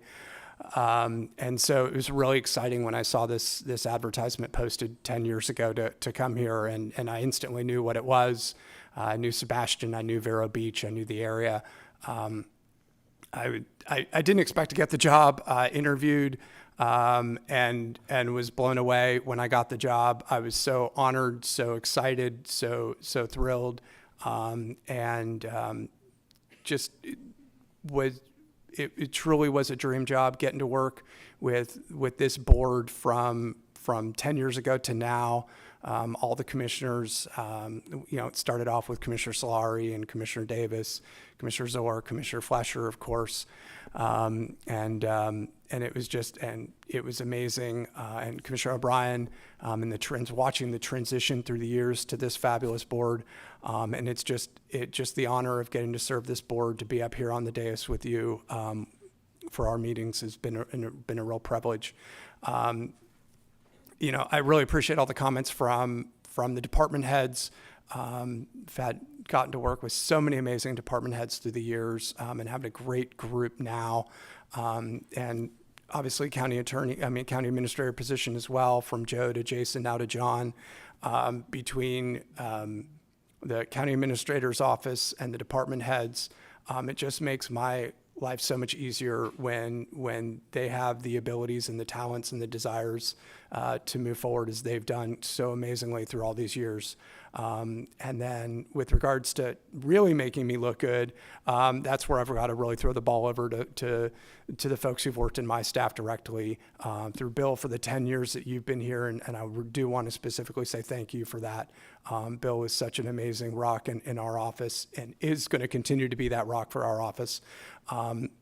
Working with Kate Cotner and then Susan Prado coming on board, and Susan's willingness to learn and jump in and dive into all sorts of stuff that she hadn't been involved in before, and just showing that amazing enthusiasm, to starting with the staff with Linda and Sandy and Nancy, and transitioning to Terry and Nadja and Christina. All of them just have made my life, again, so much easier serving in this role to let me do this dream job for the last 10 years. Just all of them have been so amazing. Our constitutional officers, you've heard me time and time again talk about how great it's been to work with folks like Jeff Smith, and now going on to Ryan Lloyd, where we don't have those fights, and working with Leslie's office and all the constitutional officers, and just such an important part, because at the end of the day, serving this community is the most important thing we can all do. And it has always been a higher calling for me to be able to have that opportunity. Did it for over 8 years for the city of Jacksonville, and now to do it 10 years for Indian River County. I've been a public sector attorney for now over 18 years. I don't know what it would be to be a private sector attorney. It would be, I guess that's interesting, because anyone can basically get every record that sits on my desk. But it's truly a privilege to have this board allow me to do what I've done for 10 years and serve the people of Indian River County. The people of this county deserve the best, and I think we've all strived to and hopefully have provided the best for this community. And that's the most I can do as a county attorney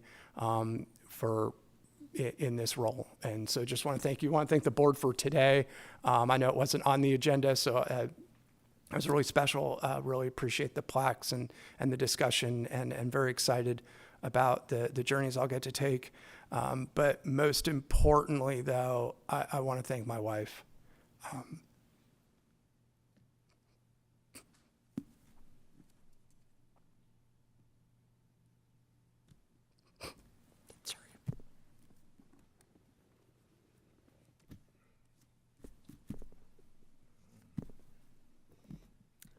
I want to thank her for that costume that you wore when the high schools came, and it was, I think she got that costume. It was when you came as, My wife's been a rock. She has supported me through all these years. Didn't know when she married me that we were going to move 3 months later to Indian River County. But she's an amazing woman.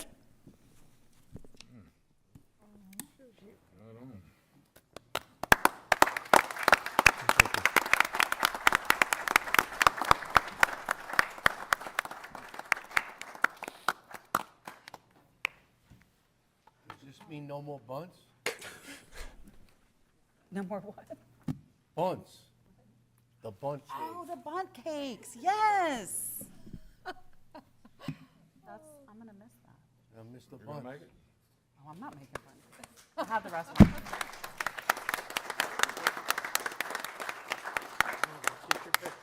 Stand here in the middle of all of this. Yes, in the middle. No more bundt cakes. I know. Yeah, you missed the buns. Oh, you forgot one. You missed the buns. Maybe this year we could print one in. Yeah.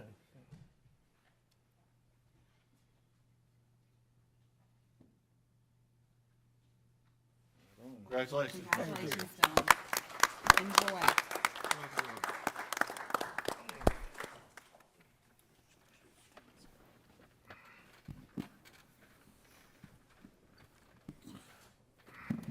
Well deserved. We hate to see you leave, but enjoy the next chapter. I think you probably will. Thank you. And I'm taking the long route, don't worry. All right, moving on to Commissioners' Matters. Under my matters, I have a proposed joint municipality meeting. I've been thinking about this for a while, and I contacted Mayor Fred Jones and Mayor John Coutinho first, and I plan to reach out to Mayor Foley, the mayor of Orchid, and Joel Tyson in Bellsmere. Also, but I've already talked with Fred Jones and Sebastian it's already gone before the Sebastian City Council to set up a joint meeting, have staff work the details out, and the City of Vero Beach, the mayor was in favor of it, along with the city manager, and they were going to talk about their meeting today. What I want to get y'all's feelings today and give us the okay to move forward to this. It's my idea that these meetings take place with our municipal councils, city councils, and we talk about things of mutual benefit that the city and the counties can work together on, that we can do, or things that are of mutual concern. It's not intended to be a political forum. It's not intended for us as politicians or them as politicians to take the time and stand on the soapbox and talk about things that make them look good. This is about what's good for the cities and what's good for the county in order to make things happen for the public.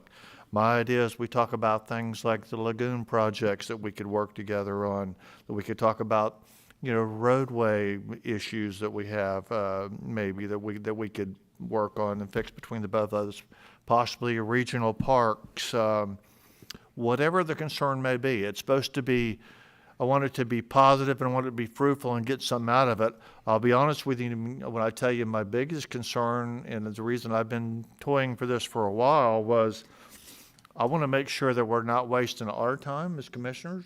The staff is not wasting their time, and the city councils and their staff are not wasting their time to go in there and talk about something that we can do nothing about, or it's just political grandstanding. That's not the point of what I would like to do here. So my idea is to set up these meetings, have staff set up the dates, times, location, and have the county administrator, along with the city managers, work out some of the issues that we think we can talk about of mutual concern.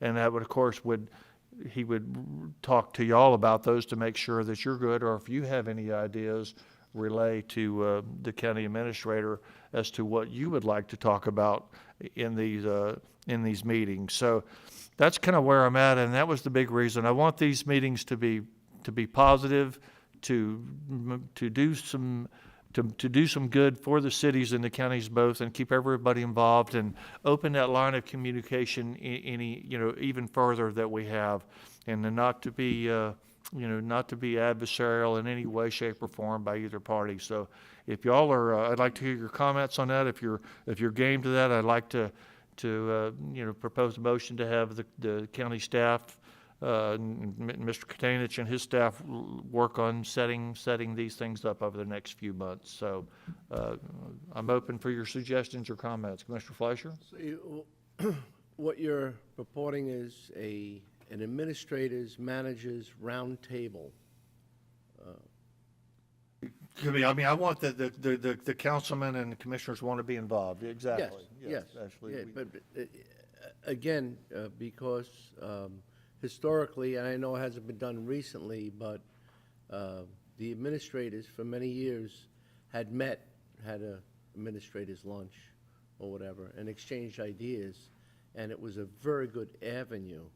But I think this is amplified and more appropriate because it involves the board individually, collectively, and then represented with a positive exchange, that we don't have duplication of efforts. We can work together. We can inform each other of where we're going, and resources may become critically sparse up the road, and perhaps maybe there can be many joint efforts, mutual assistance, mutual aids, as happens in law enforcement. But I believe that this is a splendid idea.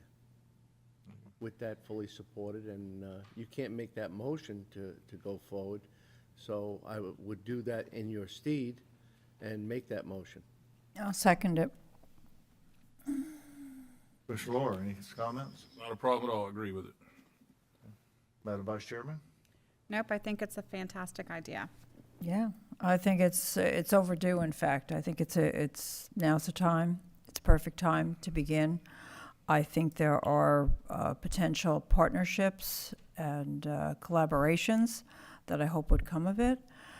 We'll understand each other a lot better, what we're doing in terms of the councils and the commission. And if all goes well, as I certainly hope that it will, this is something perhaps that we can do on a regular basis. A number of counties do that, the county staff and the county commission meets with the different cities in the county. And I think that's really important. I think it's important to have an open line of communication always, and this will facilitate that and hopefully avoid any misunderstandings that could happen in the future. So appreciate it and look forward to it. Mr. Administrator, your comments? Yeah, I spoke with Tom Linehan with the Treasure Coast Regional Planning Council. They may be available to facilitate the individual meetings, and we'll get them scheduled, and then we'll meet with each of you, and I'll reach out to all of my counterparts with the towns and municipalities for the purposes of coming up with a joint agenda for each as of the respective, meetings, us with in River Shores, us with Sebastian, but separate ones, and get those agenda items, and then also get your input, and we'll get it together. Okay. Yeah, like I said, I still need to reach out to Mayor Foley. Jim, I still reach out to Mayor Foley and Mayor Tyson and the Mayor of the Town of Orchid, see if they're interested. All right, with that, I have a motion by Commissioner Fleischer, second by Commissioner Moss. Anybody wish to comment on the motion? Seeing none, or seeing some. Robert? I might as well. Bob McParland, the City of Sebastian. I think it was 10 years ago that we had a joint meeting between the City of Sebastian and the City of Fellsmere. What I worry about this large, if it's a meeting, I would think a workshop might work better, because I know we don't want to keep it political, but when you put a whole load of elected officials in one room. Well, my idea is we just meet one-on-one with the City of Sebastian. We meet one-on-one with council and with Fellsmere. We're not putting everybody in the same room at the same time.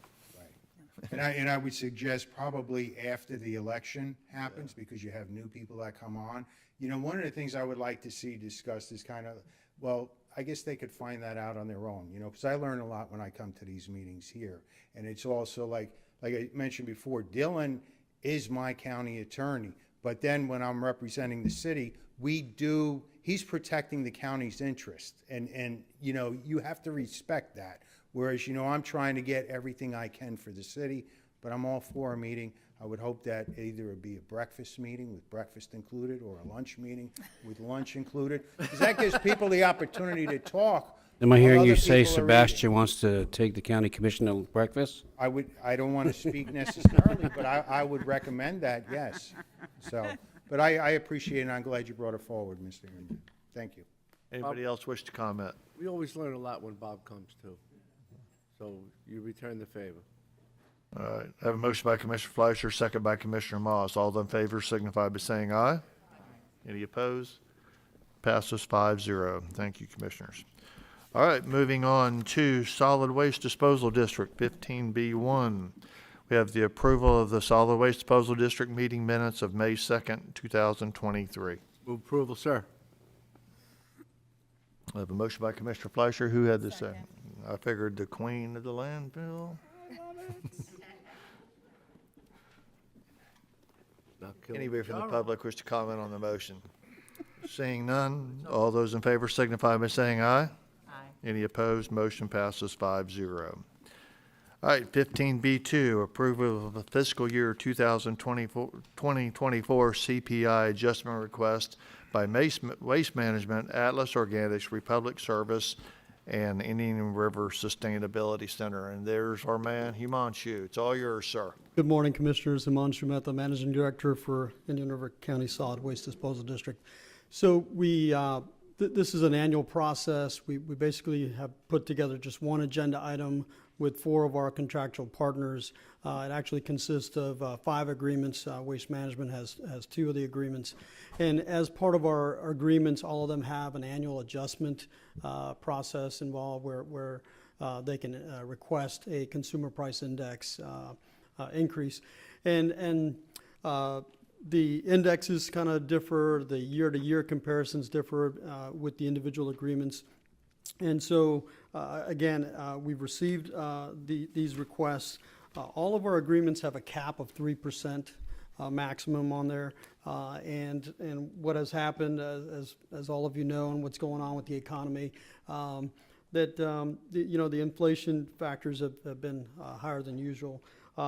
So individually, taking a look at this, Waste Management has two agreements. One is the franchise agreement, if you will, where it not only affects the residential and commercial rates in unincorporated county, but it also affects sort of the residential recycling collection rate that we have in our annual SWID budget. So that's one of the agreements. We also have an agreement with Waste Management for collection of recycling at our government buildings and facilities. And so there's a CPI there. For both of those, the calculated CPI per our agreement would come out to 3.84%. Again, the max is 3%. Waste Management requested 5.12%. That's the maximum collar, if you will, if you apply the 100% CPI. That table that I'm talking about is on page 2 of your agenda item.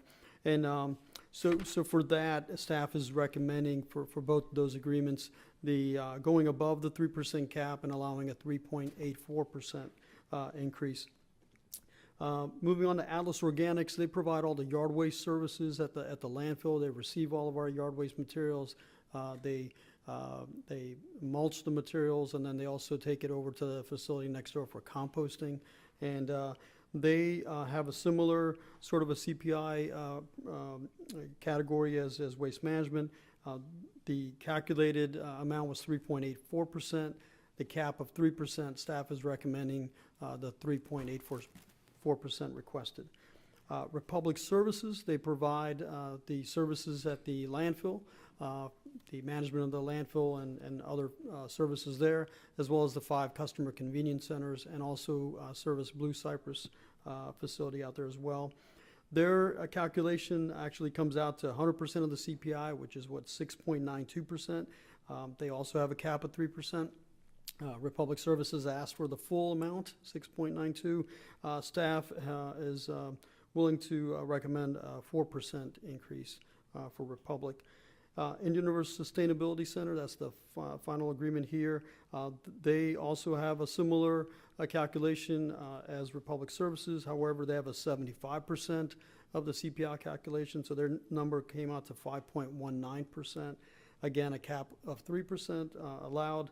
And so they requested the full 5.19%, and staff is recommending a 4% approval.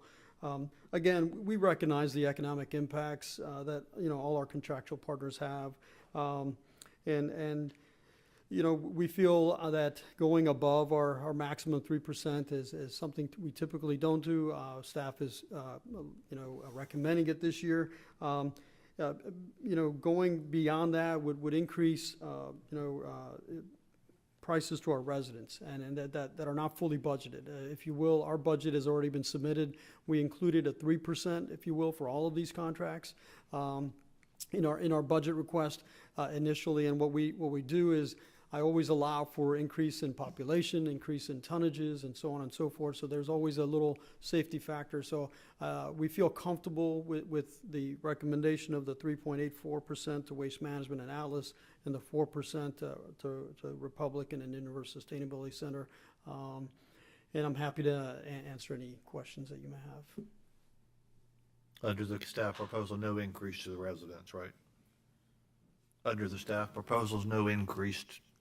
So to our the Waste residents? Management Agreement, that's the franchise agreement. So the 3.84% would be their part of their franchise agreement. So our part, if you will, our budget is the recycling component, but the 3.84% that we grant Waste Management on the franchise would also affect our residents. Right, I get that part. So for example, right now the residential price is $10.75 for a subscription pickup. Our recommendation is bringing that up to $11.16. So the quarterly price is about $32.25 right now. Quarterly price would go up to $33.48 to our residents. if we approve the 3.84% increase to waste management. Any questions of Himanshu? Your preference? I think it's a sign of the times, Mr. Chairman, and there's no doubt about it that we're all feeling it, and we have great relationships with all of those vendors. In my short time of being here, I've experienced that, very responsive to any types of calls that we need, and it's the cost of doing business. And with that, I motion staff approval. Second. Is that you? I have a motion by Commissioner Lohr, second by Commissioner Adams. Anybody wish to comment on the motion? Name and address again for the record. Mr. Chairman, my fellow commissioners, I am once again Jim Kordiak. I'm surprised I'm here twice today, but can I just comment that I fully can support the adjustment that you're considering right now. I am also aware that you are in the process of renegotiating your agreements with many of those industries. I've always found it interesting, coming from the world that I have, that we seem to have mandatory recycling. At least we provide everybody a bin. But those that don't choose to have garbage, stuff their garbage in their recycling bin. I've toured your recycling facility, and I'll tell you that's too oftentimes the fact. I will suggest that I think that a system is upside down. We should have mandatory garbage collection, probably added to your property tax base, and voluntary recycling. But that's simply my opinion. I've spent many years in garbage and recycling in Minnesota. And that would be my suggestion as you proceed with your negotiations.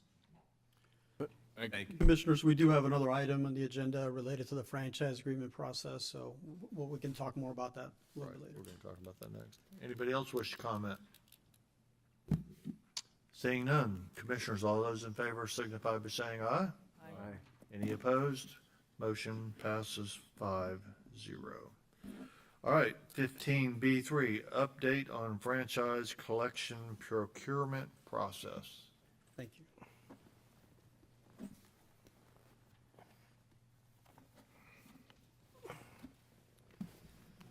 All right.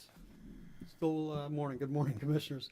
Wanted to take this opportunity to update the board and the public on our solid waste and recyclables collection services.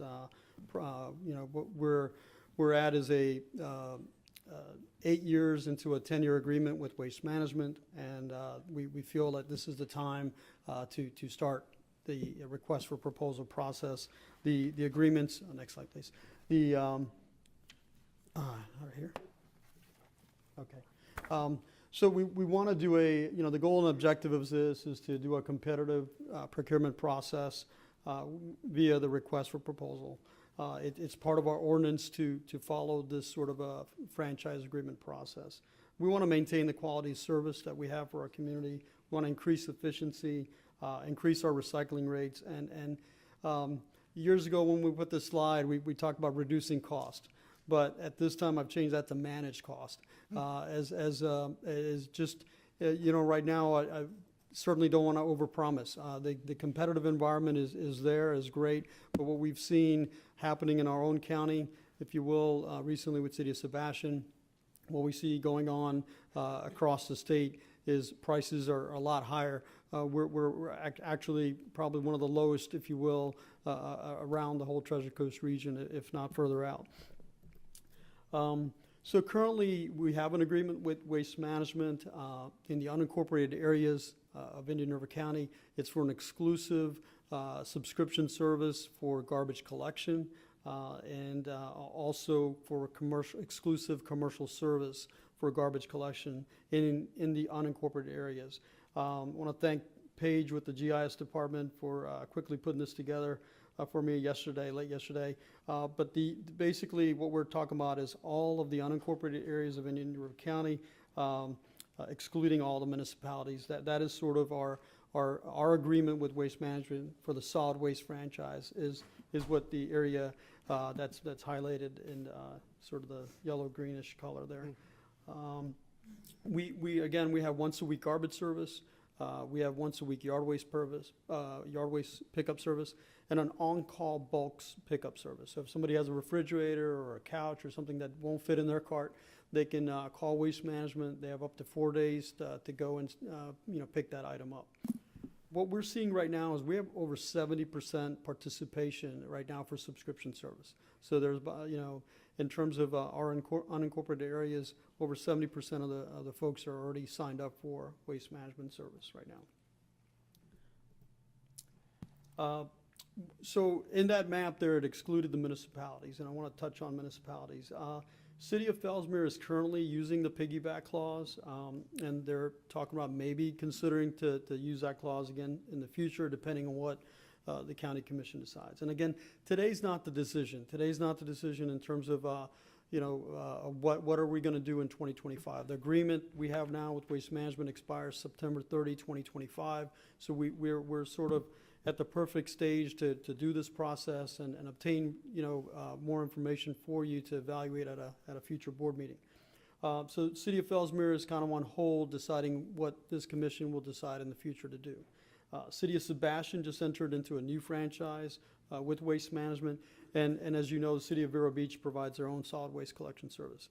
Town of Indian River Shores, and Town of Orchid, they both expressed interest in actively participating in our RFP. Now, we have met with them, we've talked to them, if you will. We've involved our purchasing department, our county attorney's office, and our services and their services that they have in their individual towns are distinct and a little different. And so one of the staff's thought was that we would still include this piggyback clause, which basically says municipalities that are located within our recycling franchise area, which all of them are. We provide recycling services to all of them in one shape or form, and that they could select the same vendor that our board selects and enter into their own agreement for the same terms and conditions of the agreement that our board selects. And again, Fellsmere has been doing that for the last 8 years, and they are also good through September of 2025. However, in talking to Town of Indian River Shores, they have actually tried to align, if you will, their services more to what Indian River County is doing. And so, for example, they used to have backdoor service. The driver would get out of the truck, go up to the house and bring the cart down, empty it, and then return the cart. That sort of backdoor service for every one of their residents in the Town of Indian River Shores. They had, they currently still do twice a week garbage collection. And what they recently have done is they've gone to curbside collection. So now they have carted curbside collection in the Town of Indian River Shores. And one of the indications that we've gotten is that they're also looking at going to once a week garbage collection. And so they're aligning themselves more up with what Indian River County is doing right now, once a week curbside collection. The only major difference right now is we have subscription service, they have universal service, meaning all of their residents are on the collection, if you will. We're happy to further discuss this, but wanted to just kind of let you know that that's where staff is, that we're looking to include this piggyback clause and allow them an opportunity to participate if our services sort of match what they're looking for. Again, the franchise area recycling, once a week recycling throughout Indian River County is what we have right now, single stream recycling in the blue carts. The Town of Indian River Shores, right now, they're using Republic Services. The rest of the county utilizes waste management. One of the things that Mr. Kordiak mentioned was about continued issues with misuse of recycling carts for garbage service.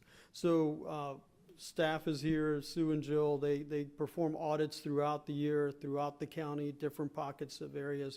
And what they found is that there are certain folks that are using these recycling carts for their garbage collection. And, this is an example, if you will, of what kind of abuse that staff is finding. The the carts are great in terms of, you know, you could put something in there that unfortunately the trucks and the drivers don't have x-ray vision, right? So they're not able to see what's inside the cart. So when the automated truck comes in, they're able to grab the cart and empty it. By then it's too late if you know, and they're coming once a week to pick it up right in front of their house. So although we have the 5 convenience centers available to them or subscription service, some residents are not choosing to do either of those options. They're taking this third option of using their recycling cart for garbage service. And, you know, we've done a lot of campaigns. Staff is, again, doing audits. They're going down in different zones, different areas of the county, basically tagging carts. And up to a certain point where we worked with code enforcement where basically we actually pulled our recycling cart because we know they're abusing the system there. So, you know, as I get into the presentation, I want to plant the seed as to one of the reasons why, just like we did back in 2014, 2015, we're looking at in this RFP to also look at what we call universal garbage collection, is to providing a garbage cart for all the residents in unincorporated Indian River County. The RFP, in terms of, you know, today is sort of just lay out the foundation. What are some of the highlights of this RFP process? What are we going to be asking potential vendors to bid on? Again, we're looking at exclusive residential and commercial franchise areas for unincorporated Indian River County, single stream recycling for all of Indian River County, and also we're going to include the government recycling. Right now, they're 2 separate agreements. We're going to combine that and ask the vendors competitively right now to get pricing for providing recycling at our government facilities. Single stream recycling, again, residents have a 64-gallon cart now as the standard option. They could go for a bigger recycling cart or a smaller recycling cart based on their needs. For garbage, currently we have carted once a week service. For this, the franchisee provides a 96-gallon cart, and they have the option of going to 2 smaller sizes. That's the standard, that's the current service now. In the RFP, we're also going to ask for the option of getting subscription pricing or what we call universal pricing. With universal pricing, what we've saw in the past and what occurs in the industry is the hauler is no longer responsible for individually billing the customer for, you know, collection, for maybe possible bad debt. They're not having to mail out all the bills on a quarterly basis and do that. As a result of them not doing that, they're able to offer a lower price for that same service. And in addition, they have more customers as well. So they're able to offer a lower price for more customers. So economies of scale there, if you will. Yard waste. Our standard is manual. Residents can use their own type of cart. They can put a bundle out in front of their house as long as it kind of meets our guidelines. That's the current service now. One of the options we're looking at is a carted once a week yard waste collection program and a sort of a bulk pickup via a claw truck. Staff went up to Brevard County. They have this carted yard waste program. I'll show you some pictures in a second. And they were very impressed with how that's working up there. And one of the things we realized that unfortunately we are in the hurricane season. We don't want any hurricanes, but when things like that occur, one of the challenges in the past is how can we go and provide some rapid collection of some of the yard waste items, or on the other side is maybe collect their garbage in multiple carts, and not everybody had a garbage cart at the time. So by having an additional cart as well, it facilitates the possibility of even some assistance during a storm. The other future is Atlas Organics has a great compost product. They're interested in doing food waste composting. A carted yard waste collection program would offer a future opportunity, if you will, to educate residents about proper food waste composting. They could place that in the cart, and that would be composted and create a better compost product as well. With yard waste, again, it would be the options there would be subscription, which is what we currently have, or doing the universal, where if we went to a carted collection process or not, we could put that on the universal service through the assessment bill. Bulk pickup right now is sort of on the on-call basis. And we're looking at potentially keeping it that way, or possibly creating sort of a set routes, Monday through Friday, if you will, for having fixed bulk routes throughout the county. So the consultant and staff are still evaluating that option to see if that's sort of what is the best for our residents, what is the best, situation in the industry. I can tell you, it's available in our agreement now, and a lot of HOAs have taken advantage of it. They basically designate one day a month, for example, for their residents to put out bulk products. So everybody sets everything out the third Saturday of the month. Waste Management currently goes through that whole community, picks up everybody that has bulk set out for that day.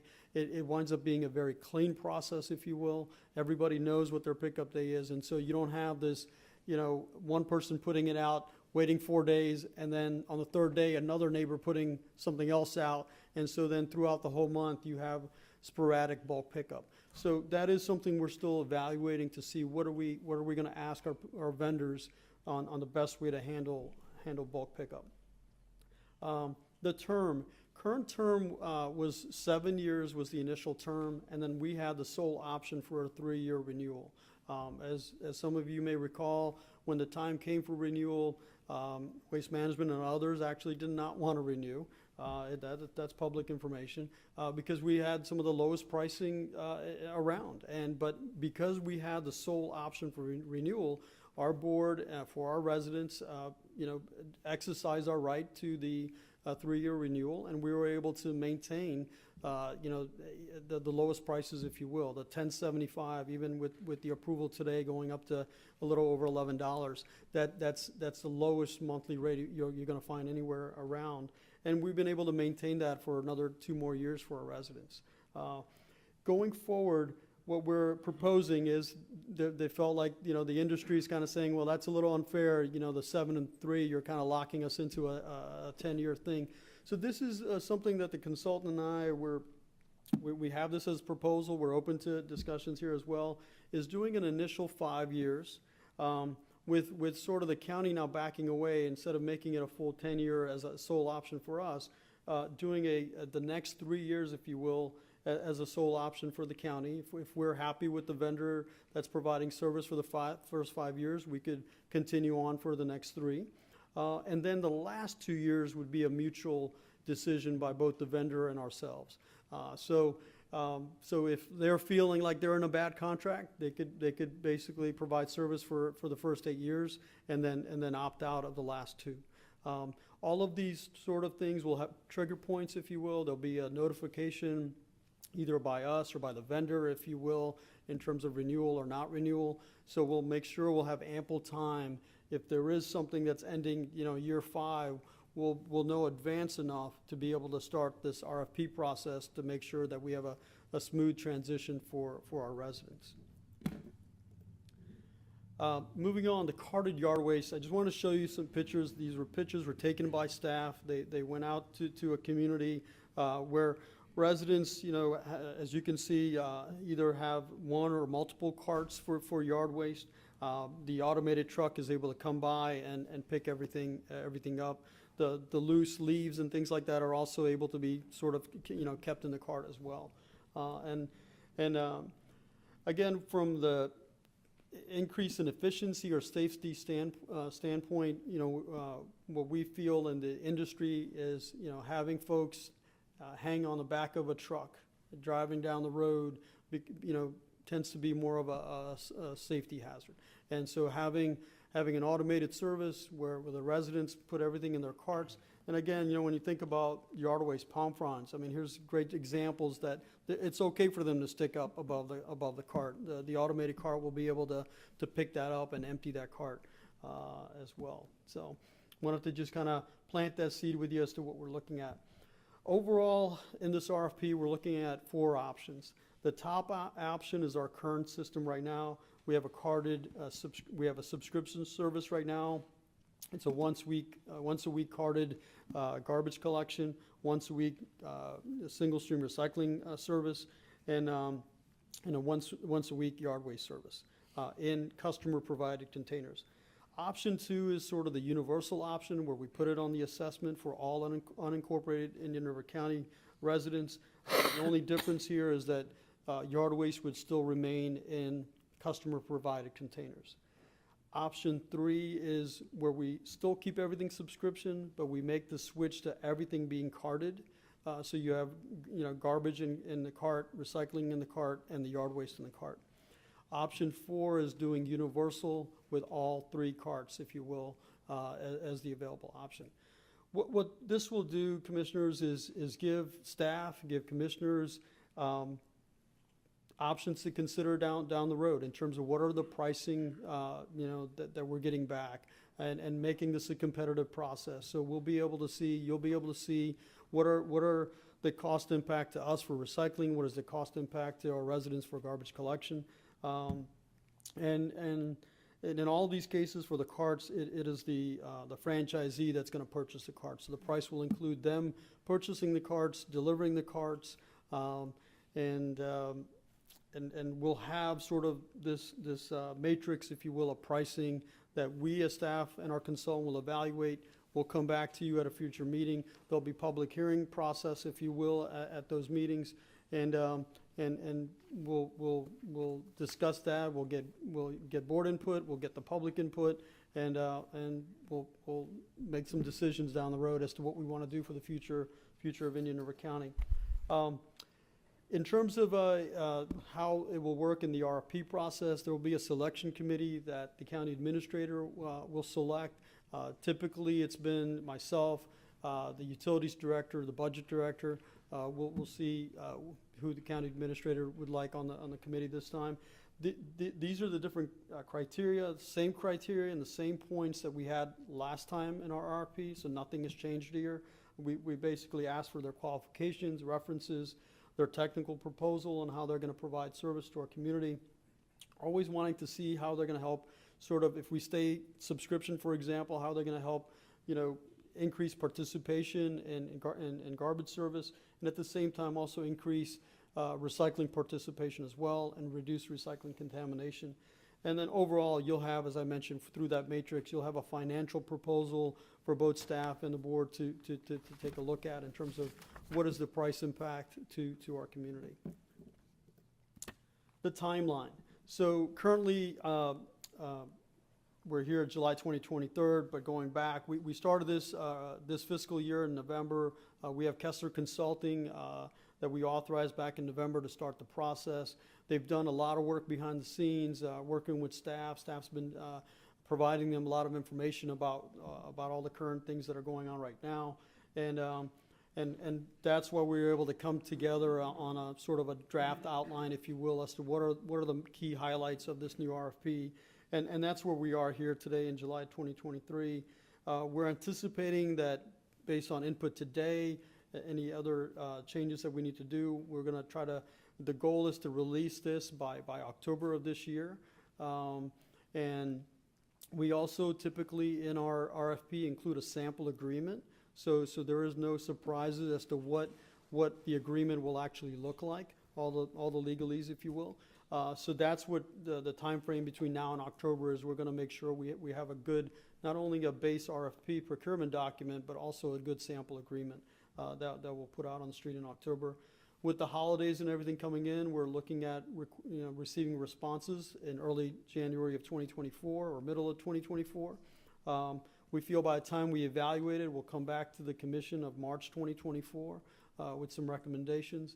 And then right now we have contract award in July 2024. We're thinking that it may not take that long by including a sample agreement. Once the board makes a decision as who the vendor is for the award, we'll be able to negotiate with them, finalize the agreement, and hopefully before July 2024, bring back an agreement for the board to approve and sign with the contract starting in October of 2025. So the way this is laid out, if you looked at starting in August, we're looking at about 14 months is the window that we're looking to provide the vendors. We think we may be able to do better than that, maybe 15 or 16 months of allowance. So commissioners will have made a decision, our vendor will know, who's getting the work, and depending on what decisions are made, they'll have opportunities to either purchase more carts, purchase more vehicles, and be ready, if you will, before October 1, 2025. I think one last slide I think I have here. Just a reminder about cone of silence. This is something that's always in our, it's in our procurement documents as well. And in order to make this an open, fair, and transparent process, basically SWID staff, SWID board, we're subject to cone of silence. Once the RFP is issued, that's what typically is done, meaning potential vendors have to go through our purchasing department if they have any questions. One of the things that recently as staff we've kind of discussed internally is wanted to ask the board today, do you want to enact the cone of silence now instead of waiting until the RFP goes out in October? And so that's something for maybe discussion and some input from you. And with that, I open it up to any questions that you may have of me or staff. Questions of Himanshu, Madam Vice Chairman?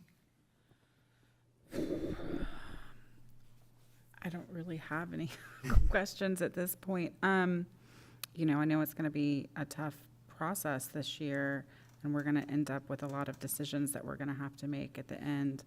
I think keeping all the options open that we can at this point for the RFP process will give us the most flexibility.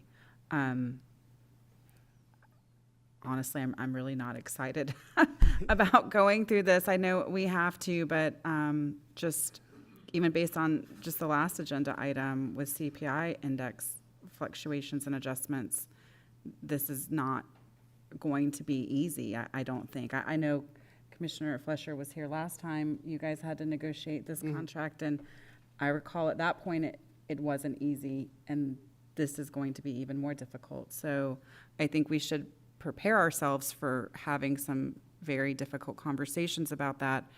But I also think that we need to give staff and the vendors time to put together really good packages for us to evaluate. Rushing through the process is not going to result in a good outcome for the residents. And I think then at the end of the day, we need to get input from them because ultimately that's who we're making the decision for. And, we're not going to make everybody happy no matter what we do in this. We're probably not even going to make ourselves happy no matter what we do in this, but we're going to have to make a decision. And hopefully, if we go through the process, allow the process to work the way it's supposed to, then we will have the tools to make a good decision. I'm encouraged that Indian River Shores and Orchid wants to participate with this on that. I think that gives some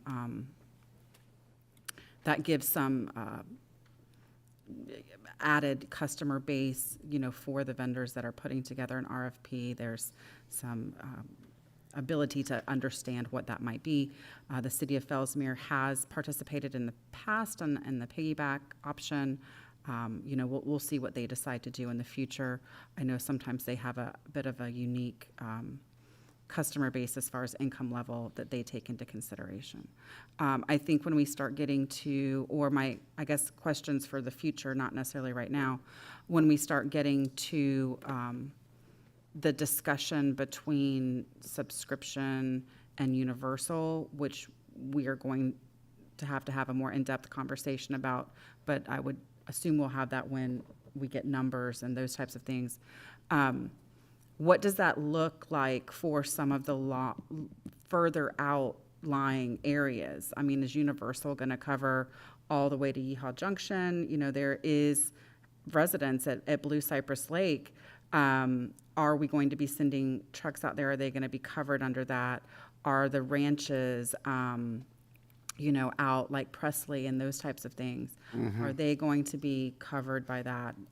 And how does that look from a service delivery perspective? Is that something we need to take into consideration? Or, if you're, heck, they're like 30 miles away from anybody else. If you're beyond a certain point, I don't know what that looks like, but then that's an ever-changing boundary as well. So just things to kind of consider. There's a lot going into this as we start talking about it. But I also know there's a lot more efficiencies in the industry, and taking advantage of some of those efficiencies should allow for lower costs and better gains. So again, just not super excited about going through this process, but we're going to have to do it. So I'm glad we're getting started now. One clarification, if I may, related to the outer areas, you know, in 2014, 2015, we did sort of experiment with urban service area, you know, inside the urban service area and outside the urban service area. We did get some sort of differential pricing when we tried to sort of enact the universal collection inside the urban service area. We weren't successful with Waste Management in doing that. There was a price differential that occurred. But the other challenge part was with the property appraiser. You know, trying to, it's going to be a unique process, if you will, to add another sort of a line to the assessment to include collection in unincorporated Indian River County.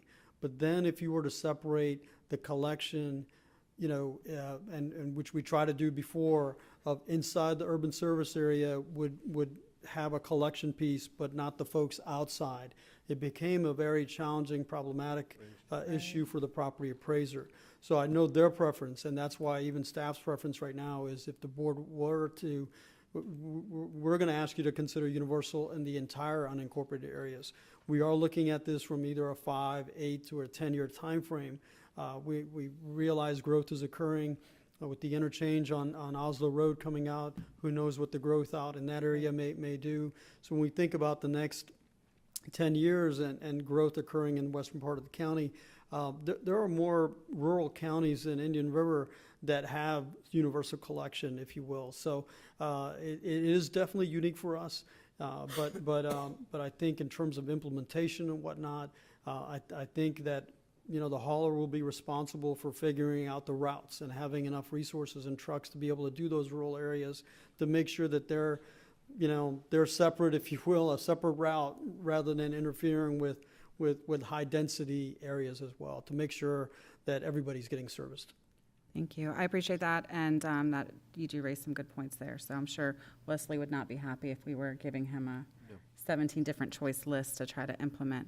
But then the last thing, just to wrap up my comments, as we move through this process, I would just hope that we're messaging and communicating with the public about all the options and the different things that they mean and why or why not we may not be able to do certain things. So there's some clarity and understanding, having seen this process play out in other counties. I think a lot of the concern is obviously at the basics, the cost, but it's also some of the misinformation and misunderstanding about the process and what we can or cannot do. We get a lot of comments about why do we have commercial or residential recycling, but we don't have commercial recycling, and that's a statutory thing. But we don't kind of message that. So I think sometimes people think that we're just picking random things out of the sky to put onto them, and in some of this process our hands are tied. We have a lot of choices that we can make, but we also have certain things that we have to abide by. So just keep that communication open with the public, I think, will be a good thing. We will. Just to add on that real quick, last time we sent out postcards to all residents, if you will, about a lot of the major decisions that we made, and we're planning to do the same. We can pass that information once things are come back, and before when a meeting is scheduled, when their staff report is done or things like that, we'll try to make sure we get information out. We'll certainly let folks know once the RFP's out, based on county administrator and board direction in terms of communicating this information about the process out, and we'll certainly can put things on our website and whatnot. But we do want to inform the public. Staff is poised and ready, if you will, with going out and making public presentations. We're happy to do that, to let folks know. If any of you have any community meetings and you'd like us to come and talk about this process, we're happy to do that as well. We want this to be a transparent and public and open process so that residents are informed. I think these are big decisions that are going to be upon all of you, and it's going to impact our residents. And so I think the more informed they are as to what some decisions that are being made, I rather them voice those thoughts now early on before the decision time. So. Great, thank you. Mr. Fleischer? Mr. Chairman, thank you. I had a question for Maju, and I just want to address his questions as well. But before we get there, it relates, Mr. Kodiak had mentioned about the contamination rate in the recycling bins, and that may be a compelling factor, but I want the public to know that that hovers around 10% of what the actual number, the aggregate recycling. We get a full report. Our handlers are monitoring, our staff is monitoring, and when they are noticed, when a violator is noticed, that can is pulled back, it's not put in. Unfortunately, some of it does slip through, agreed, but by and large, our handlers are attempting to keep those numbers low, and in addition, you have the right to pull back that cart. So we don't, it's not a widespread problem.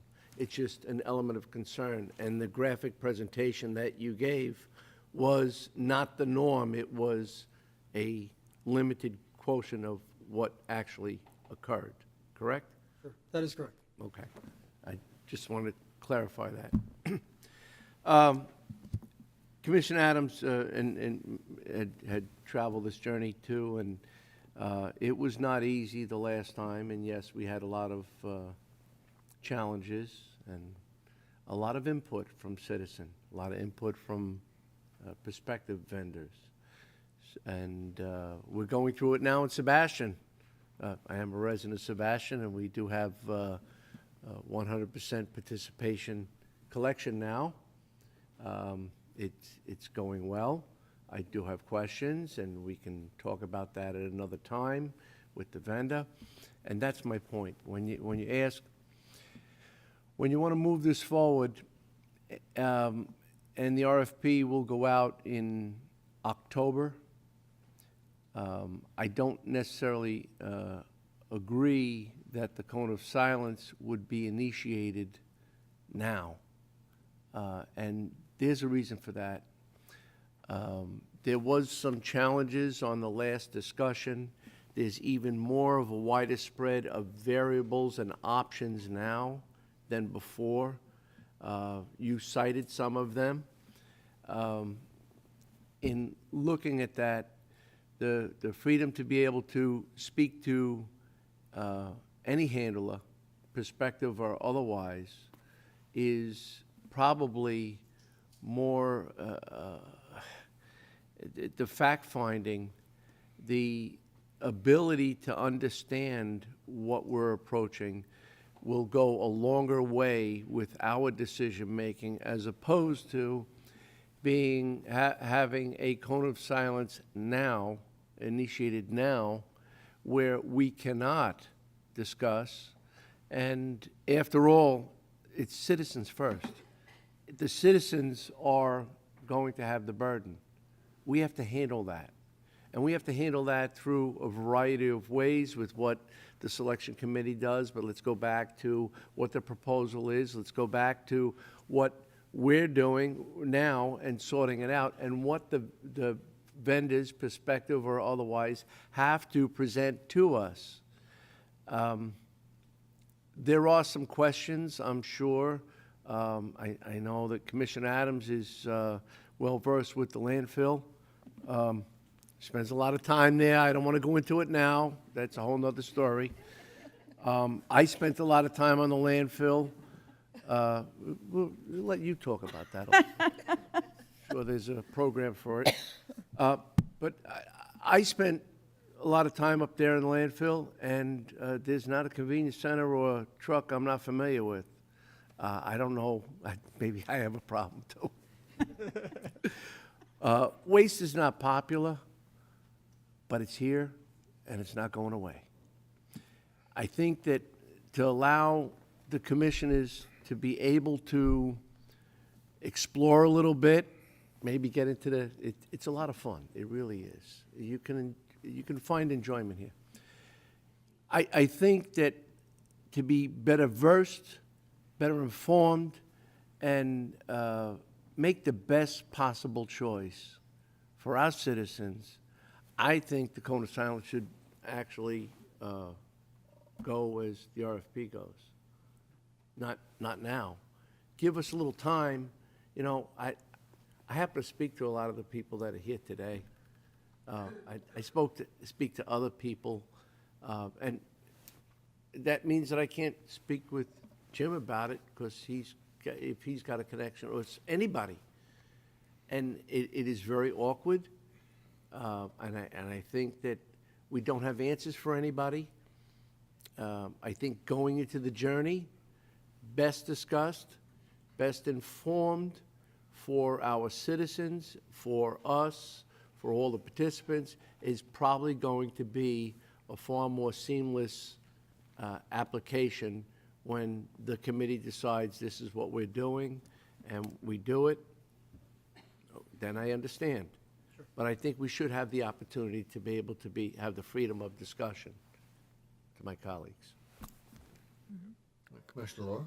Mr. Chairman, thank you. First of all, I like the idea of engaging the town and the cities in an effort to perhaps give us greater bargaining power. I'm not really familiar with that. I am familiar that I've talked to folks in the industry and its recommendation to get this process rolling now, which I think is a great idea, and exactly is what staff's recommendation is to begin the process now. So with that, I motion to approve. So really, this is just an update. It's not, unless we want to change something and approve. We're going along with staff's recommendation to get the ball rolling now. To get the ball rolling. Let's have more discussion. Commissioner Moss? Yes. I guess the point of contention will be if we're going to go to universal or remain a subscription only. And I know you have the timeline set out, and I appreciate that you'll get all the details. But do you have a general sense of what kind of savings we'll see with that? Will be truly significant savings? A lot has changed in the last 8 years. Back when we did this, there was about a $2 difference, if you will, per household, somewhere in that range. It's hard to tell right now. It's something that the consultant and I can take a look. We can certainly see what's going on in the industry right now, gather some information, and maybe through the county administrator pass out information related to what are some of the current rates that are going on around town. For example, I know City of Sebastian, they just went through a process, and we're looking at the board approved a rate of $11.16 a month for once a week garbage collection. Now that's subscription. They've gone to universal once a week garbage collection, and their rate is $19.75. So almost $9 higher, and there's their universal collection. So we anticipate pricing being higher than where we are now.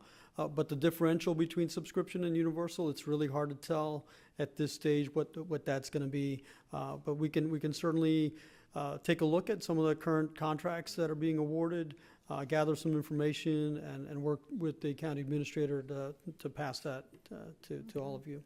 I appreciate your making this presentation today and bringing it forward at this time. I do agree with Commissioner Fletcher that I don't think we need a cone of silence at this point in time, not until we have more information. I think having a very full-bodied discussion is probably in order with all parties. So, sure. Thank you. All right, thanks. Y'all are good with your timeline that you have? You think that's good enough for triggers to kick in, for everything to happen? You're good enough with your with your timeline you proposed here? We feel comfortable. Certainly, some haulers have indicated they would like more time then we're looking at about 14, 15 months right now. Certainly, if we can expedite something on our end, we'll try to do that. But again, recognizing that, we're in the middle of the year, we got holidays coming toward the end of the year, so we want to make sure we give them opportunity to put a good package together and then give ourselves time. So we feel comfortable with the timeline. One of the things that we will explore is having conversations, just preliminary conversations with the property appraiser, because, when and if some decision is made that's different than what we're doing now, and we need to involve the property appraiser in some form or fashion, we'll need to understand their timelines. And Dylan's raising his hand. So I'll talk about that in a moment Okay. when you're done. Well, that's where I was going with this, was in reference to make sure that we're good with the timelines, make sure everybody has enough time, because a lot's changed since, 2015, when you and Commissioner Davis were out delivering cans yourself and dropping them off at people's houses, and we don't want to have that, and I don't think we will, but we've got a lot more people here. We've got a lot more garbage that we're processing, a lot more solid waste, a lot more everything, and we've got to get ready for the future and make sure this is done right. We got to get ready for the long-term future is what we're going to do with our garbage. We can't literally continue to kick the garbage can down the road. So we definitely have to, like Commissioner Adams said, this is going to be a process. We've got to work through it. We've got to do what's best for now and what's best for the future. So I agree with Commissioner Fleischer and Commissioner Moss. We don't need the cone of silence yet, but it's going to come into effect at some point in time. So we need to be ready at that point in time and ready for the rest of the process to carry its way out. And I had a conversation with Counselor yesterday about this, about reference to timelines. So you want to? Well, I've got 3 points that I want to make. I want to start with first is Commissioner Lohr was making a motion. I want to be clear, the recommendation in the staff report was Solid Waste Disposal District staff recommends the board approve the drafting and issue of the solicitation documents based upon the options and programmatic details provided herein. So staff had asked for some form of a motion. Commissioner Lohr, I assume that met your motion? Yes, sir, it did. Second. So now we've got a motion from Commissioner Lohr, and that's a second by Commissioner Fleischer? Yes, sir. Okay, perfect. So now we've teed that up. Thank you. Second, with regards to the contract and timing, I just want to state this publicly. I've sort of been following the FEMA issues that have been traveling through the state in the last couple years. Things that FEMA is getting harder and harder on different entities for reimbursement.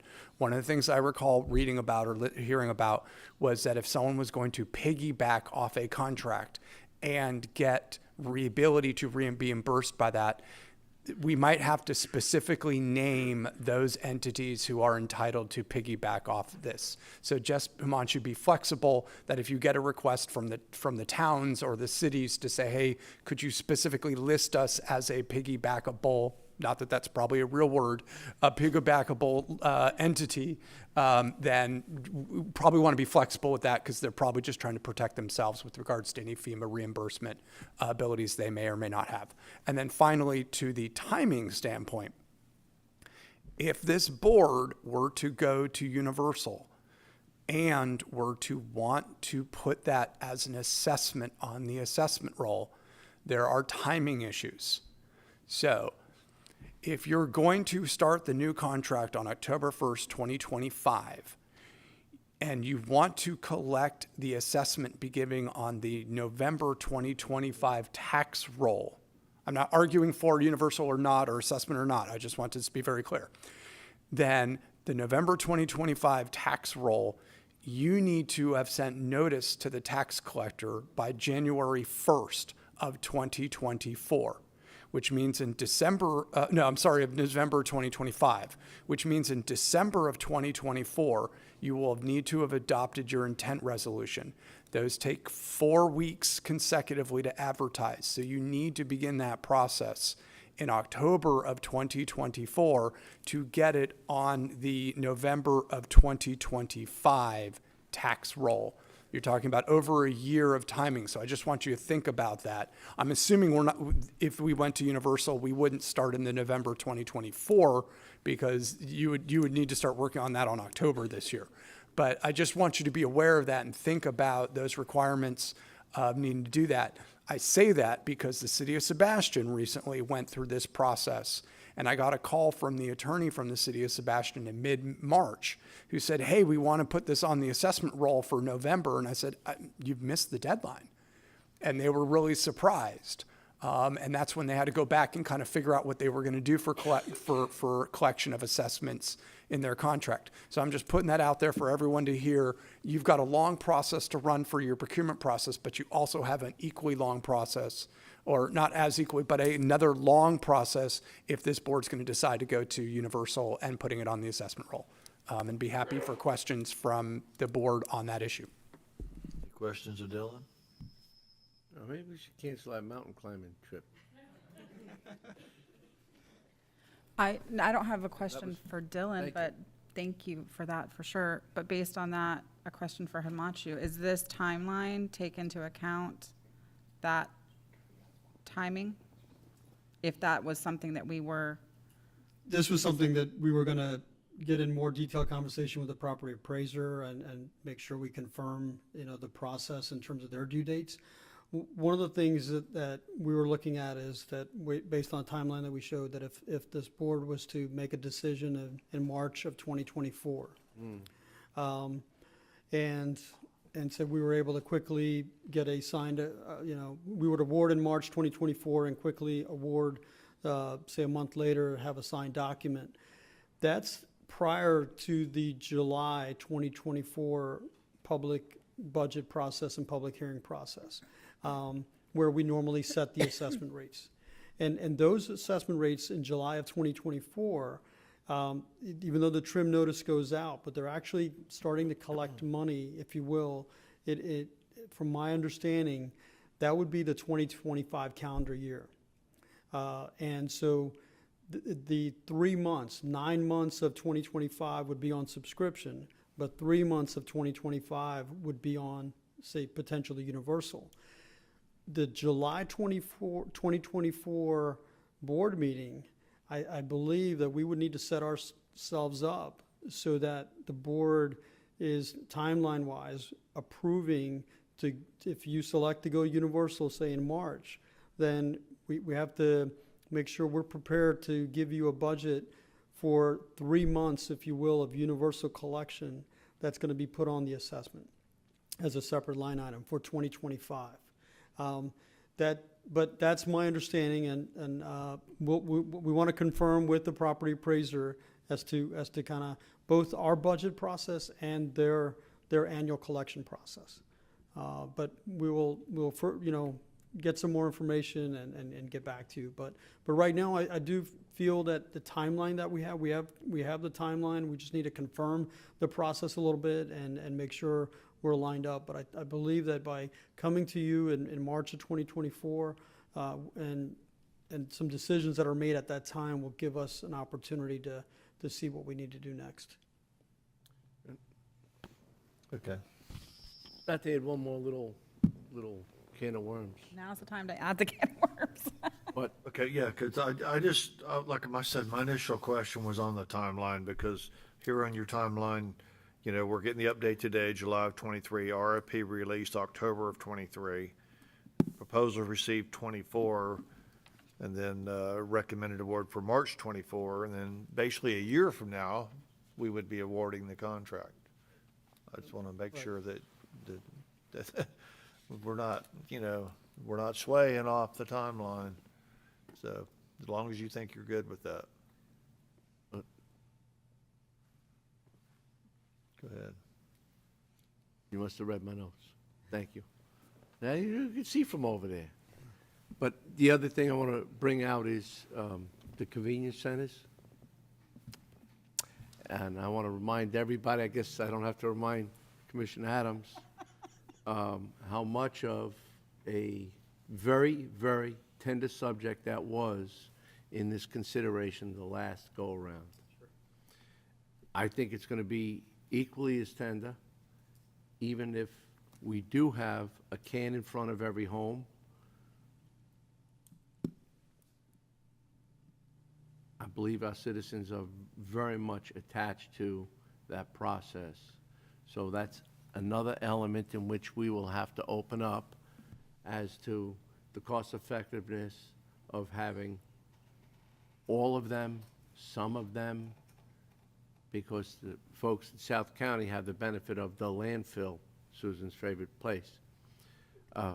So perhaps maybe we can look at that as well. Not to open up that objective now, just to remind us all that that was a very, very sensitive factor in the process. Agreed? Agreed, Commissioner. And just to add, the decision by City of Sebastian to go to universal collection has, already elicited a bunch of phone calls from residents in the Roseland area, related to sort of the future of the Roseland Convenience Center. Yes. And I was able to communicate, I think I was talking to the HOA president of the Roseland Center, and said that we as staff and there's no decisions by the board to do anything with the customer convenience centers based on the decision that City of Sebastian just recently did by going universal. And I would say a step further is, you're correct, that was a sensitive topic. I think we learned our lesson. And as staff, at this point, my feeling is we would not change anything at the convenience centers. I think if the board decides to go universal, I think it's a standalone decision. It's something that we would gather data, say 12 months, 18 months after that decision, to see what kind of impact that you have at the convenience centers. Staff can bring back that data to you, and you could evaluate that at future time, a separate and distinct decision as to, what the future of those convenience centers would be in terms of a cost impact. People do enjoy going there. One of the things is, in terms of the convenience centers, the ability to recycle more products that you can't recycle in your cart, like styrofoam or plastic bags, taking your used oil there, whether it's motor oil or cooking oil, your light bulbs. So there are elements of the convenience centers, your scrap metal and things like that, that are essential to our community. And they're not something that an automated truck is going to pick up. So we recognize that, and then that's a part of the service that we provide our residents. And so that is something that we're keeping in mind as well, that there is nothing in this RFP that is going to impact the convenience centers at all.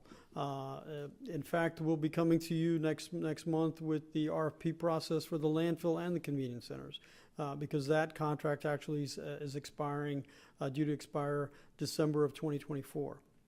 So we need to get expedited on getting that out on the street, and for you to consider the future in terms of the services that's provided in terms of a contract service. So, but we'll bring that back to you next month. But right now, I feel like this convenience centers are a whole separate entity in itself. Thank you. All right, so Commissioner Lohr, your recommendation, the staff recommendation, your motion is seconded by Commissioner Fleischer. With the cone of silence being initiated in October, Right, when the RFP is released. Right. Yes. Okay. Chairman, I do, Jim is still here. I know we touched on the municipalities, but before maybe you make the motion and whatnot, I do want to give Jim an opportunity to address, the town of Indian River Shores. I think I heard some support about working with the municipalities. I think having more of a customer count and whatnot is good. I think we as staff have expressed the challenge of trying to evaluate multiple options. Certainly, I know Jim has expressed, his strong desire. He's done a lot of changes in the town of Indian River Shores to align themselves more with us. But right now, what we mentioned was the piggyback clause, but if you want some more active participation from the town, or allow more active participation, we would need some direction from you on that.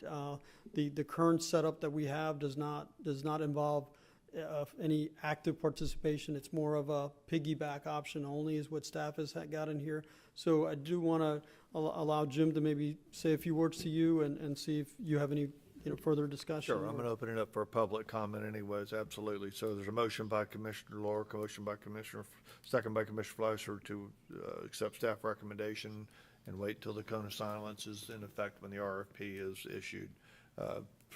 according to the timeline, would be October. So I have a motion. Anybody from the public who wish to comment on the motion? Come forward to the. Good afternoon now, Commission and Mr. County Administrator, County Attorney. I'd like to thank everyone again for the opportunity to be here. James Harpering, Town Manager, Indian River Shores. First, I'd like to express, as a county taxpayer, my appreciation for Himanshu's hard work on this. I think the Commission and staff are very fortunate to have his due diligence and his attention on this item. It's critical and important, as we all know. So first, to amplify a little bit of what Himanshu said, in the last couple of years, we've brought the town of Indian River Shores essentially into alignment with one minor exception that I'll mention relative to services and standards of service. The town no longer has or seeks to secure any what you might call concierge service, side door, in-ground, backdoor service. So we've aligned ourselves that way. The other thing that we'd like to do moving forward is move to 1 day a week collection.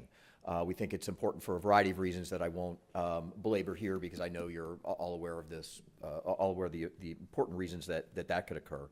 And I do again want to also thank Himanshu for clarifying the one piece from the staff memo, because the staff memo does reference that there was complexity in different collection programs between the municipalities, and staff indicated that it was a determined best courses for municipalities to have the optional piggyback clause. Of course, I highlight the fact that the town is now coming into alignment or has already come into alignment substantially with county services, and for the purposes of the RFP, we would believe we would be in complete alignment with the county services and the request, which is why for purposes of economy of scale and bargaining, and we'd prefer to be part of the county contract as opposed to stand alone. And that's that important qualifier relative to Commissioner Lohr's motion, because the staff memo sort of indicates one direction, and we would ask for some clarity in that regard, in as much as the town desires to be a full and active participant as opposed to a part of a piggyback clause. One other thing I'd like to mention, the town by ordinance does have a requirement for universal collection. It is a one-on-one subscription, but we do require everyone to do that. And I know I've had the fortunate ability, and thank you for those commissioners I've had the opportunity to speak with and others, that it seems that universal is the way that not only the industry is going, but that communities are going, especially ones that are sort of growing as we are, and I think it provides an awful lot of benefits. I will note that the town's current franchise agreement, and we want to thank Republic for working with us. We had a very short-term amendment to our franchise agreement, and ours does end coterminous with the county. So October 2025 is when ours is up. And we've done all that, taken our best efforts to align ourselves with the county, and that's our council's desire to do so. To the extent that that could occur, and any potential modification to the motion in regards to the town's desires to be, a full and active participant, we would appreciate that. And thank you for your time. Thank you, sir. Anyone else wish to comment? Come forward.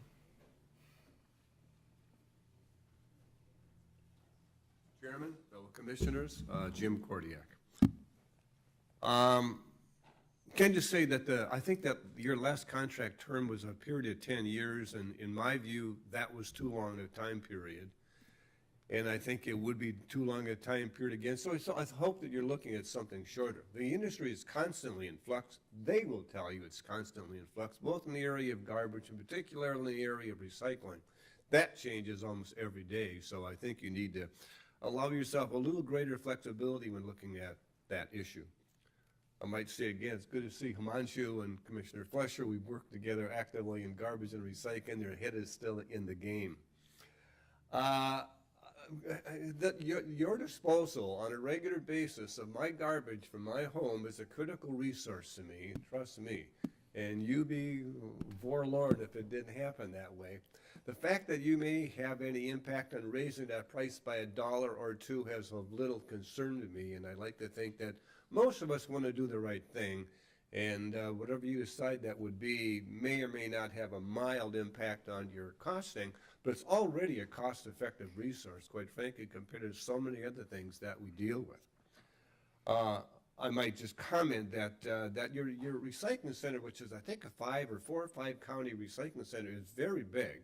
In spite of its contamination rate, as is pointed out by Commissioner Fletcher, it would tell you that they're a cost-effective entity. I think it's partly because of its size, but so many of them don't make money, but yours would tell you that they do, so whatever they're doing, you need to support that, that activity.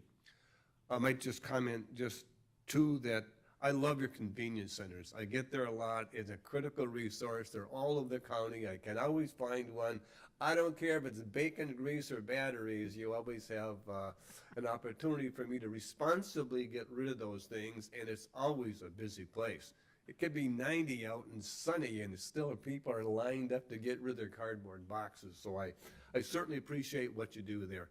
And lastly, I would tell you again, I really support you would not be alone if you went into universal garbage collection in this state, in this country, and I think it's really important that as you weigh the issues before you, that you seriously consider that. Thank you. Thanks, sir. Mr. Chair, for the county attorney, do I need to amend my motion to include discussions with the town and the I guess, to Jim's credit, he's totally stumped me. I'm not sure what he wants in the amended motion. It's my understanding that they would like to be, Jim can clarify, would like to be a party to the contract, not just piggyback. Oh, you gotta come up. Right, yeah. So it'll be amended to include the town of Indian River Shores as part of the contract negotiations as well. Yes. Do we want to limit it to Indian River Shores in the event that Orchid and others might want to? Correct. I think what we want to have is like, kind of what you all did. We'd want that the same with others. And if there's an opportunity there. Correct. And, you know, Fellsmere and Orchid as well. And is that, How about you make it with motion, would like staff to work out the details so they can figure it out, because I think we have enough to get the process underway, but just acknowledging the fact that we may be looking at, you know, because they have expressed that they would like to be a party to the contract. We have to work that out with the attorney. The language. Okay. Yeah. so no good change with in the that. motion? You good with that then, sir? Yes, it was changed. Or change? All right. Okay, and second Have it- change as well, then? So basically, it's calling for more city involvement or potential city party to the ultimate contract. Yes.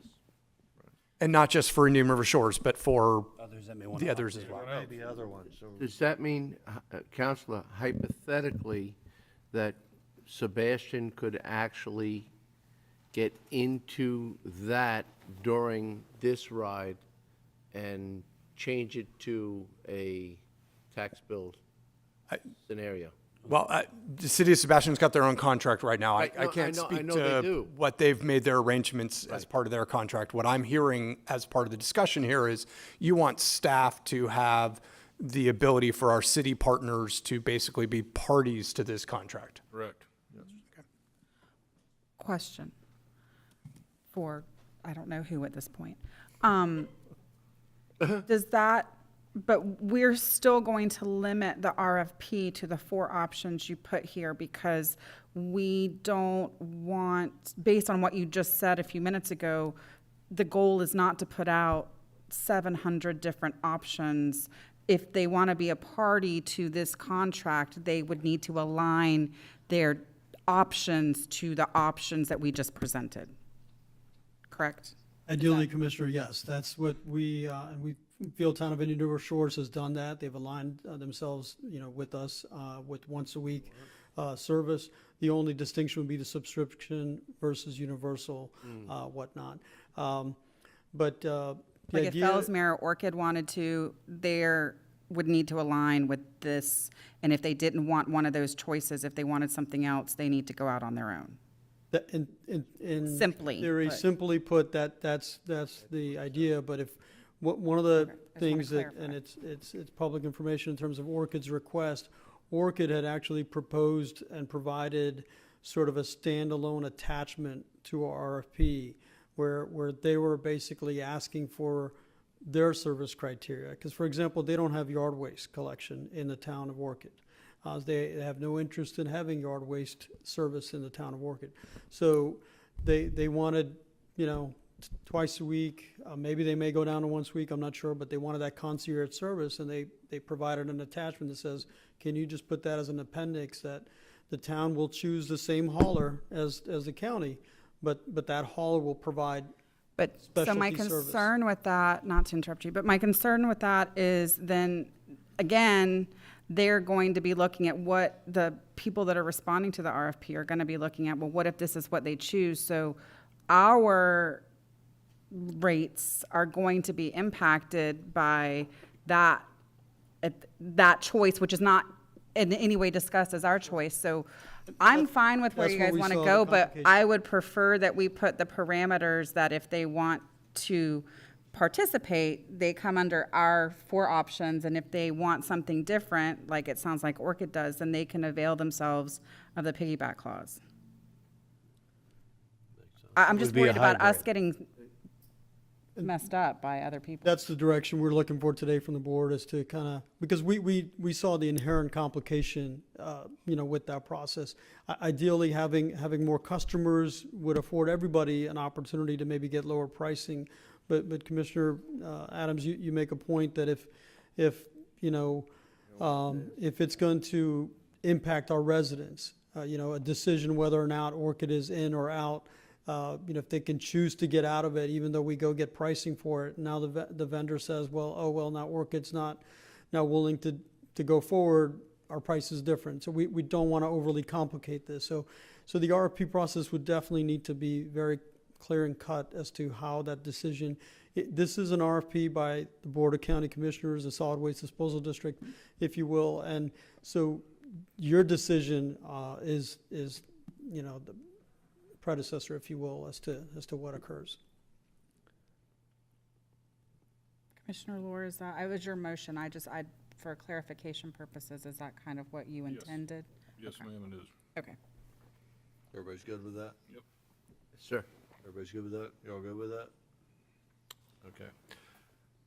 I have a motion by Commissioner Lohr, second by Commissioner Fleischer. With all the discussion we talked about, I'm not going to try and recite the whole thing again. So all those in favor signify by saying aye. There are a whole bunch of people in the audience. I didn't know if any of them also wanted to speak on this item. Already asked for that. Oh, you did? Okay, I know you invited. Nobody else got to speak. Does anybody want to speak before I drop the hammer here? Okay. All those in favor signify by saying aye. Aye. Any opposed? Motion passes 5-0. Thank you. Thank you, Mashu. All right, let's move on to 15B4, work order number 2, Geosyntec, for 1 year of groundwater monitoring, reporting, and remedial action plan modification, addendum number 4. Move approval. Design at the former South Gifford Road landfill. Motion, second. You second it? Yes. Okay. I have a motion by Commissioner Fleischer, second by Commissioner Adams. Anybody from the public wish to comment? Seeing none, all those in favor signify by saying aye. Aye. Any opposed? Motion passes 5-0. 15B5, Move Counselor? approval. Second. 15B5 is just a notice of a public hearing. Yep, it's kind of hidden on our agenda. This is one of the few times this has happened. It's probably the only time it's happened in my tenure, so I'm glad I got it done today. So we have a notice of a public hearing to adopt rate resolution 2023-1.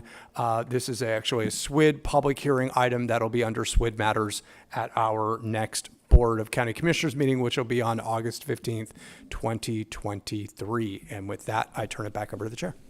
Thank you. 15B6. Move Final approval. pay to Geosyntec for work order number 14, 2022 permit compliances, monitoring and reporting. I have a motion by Commissioner Adams, second by Commissioner Fleischer. Anybody wish to comment on the motion?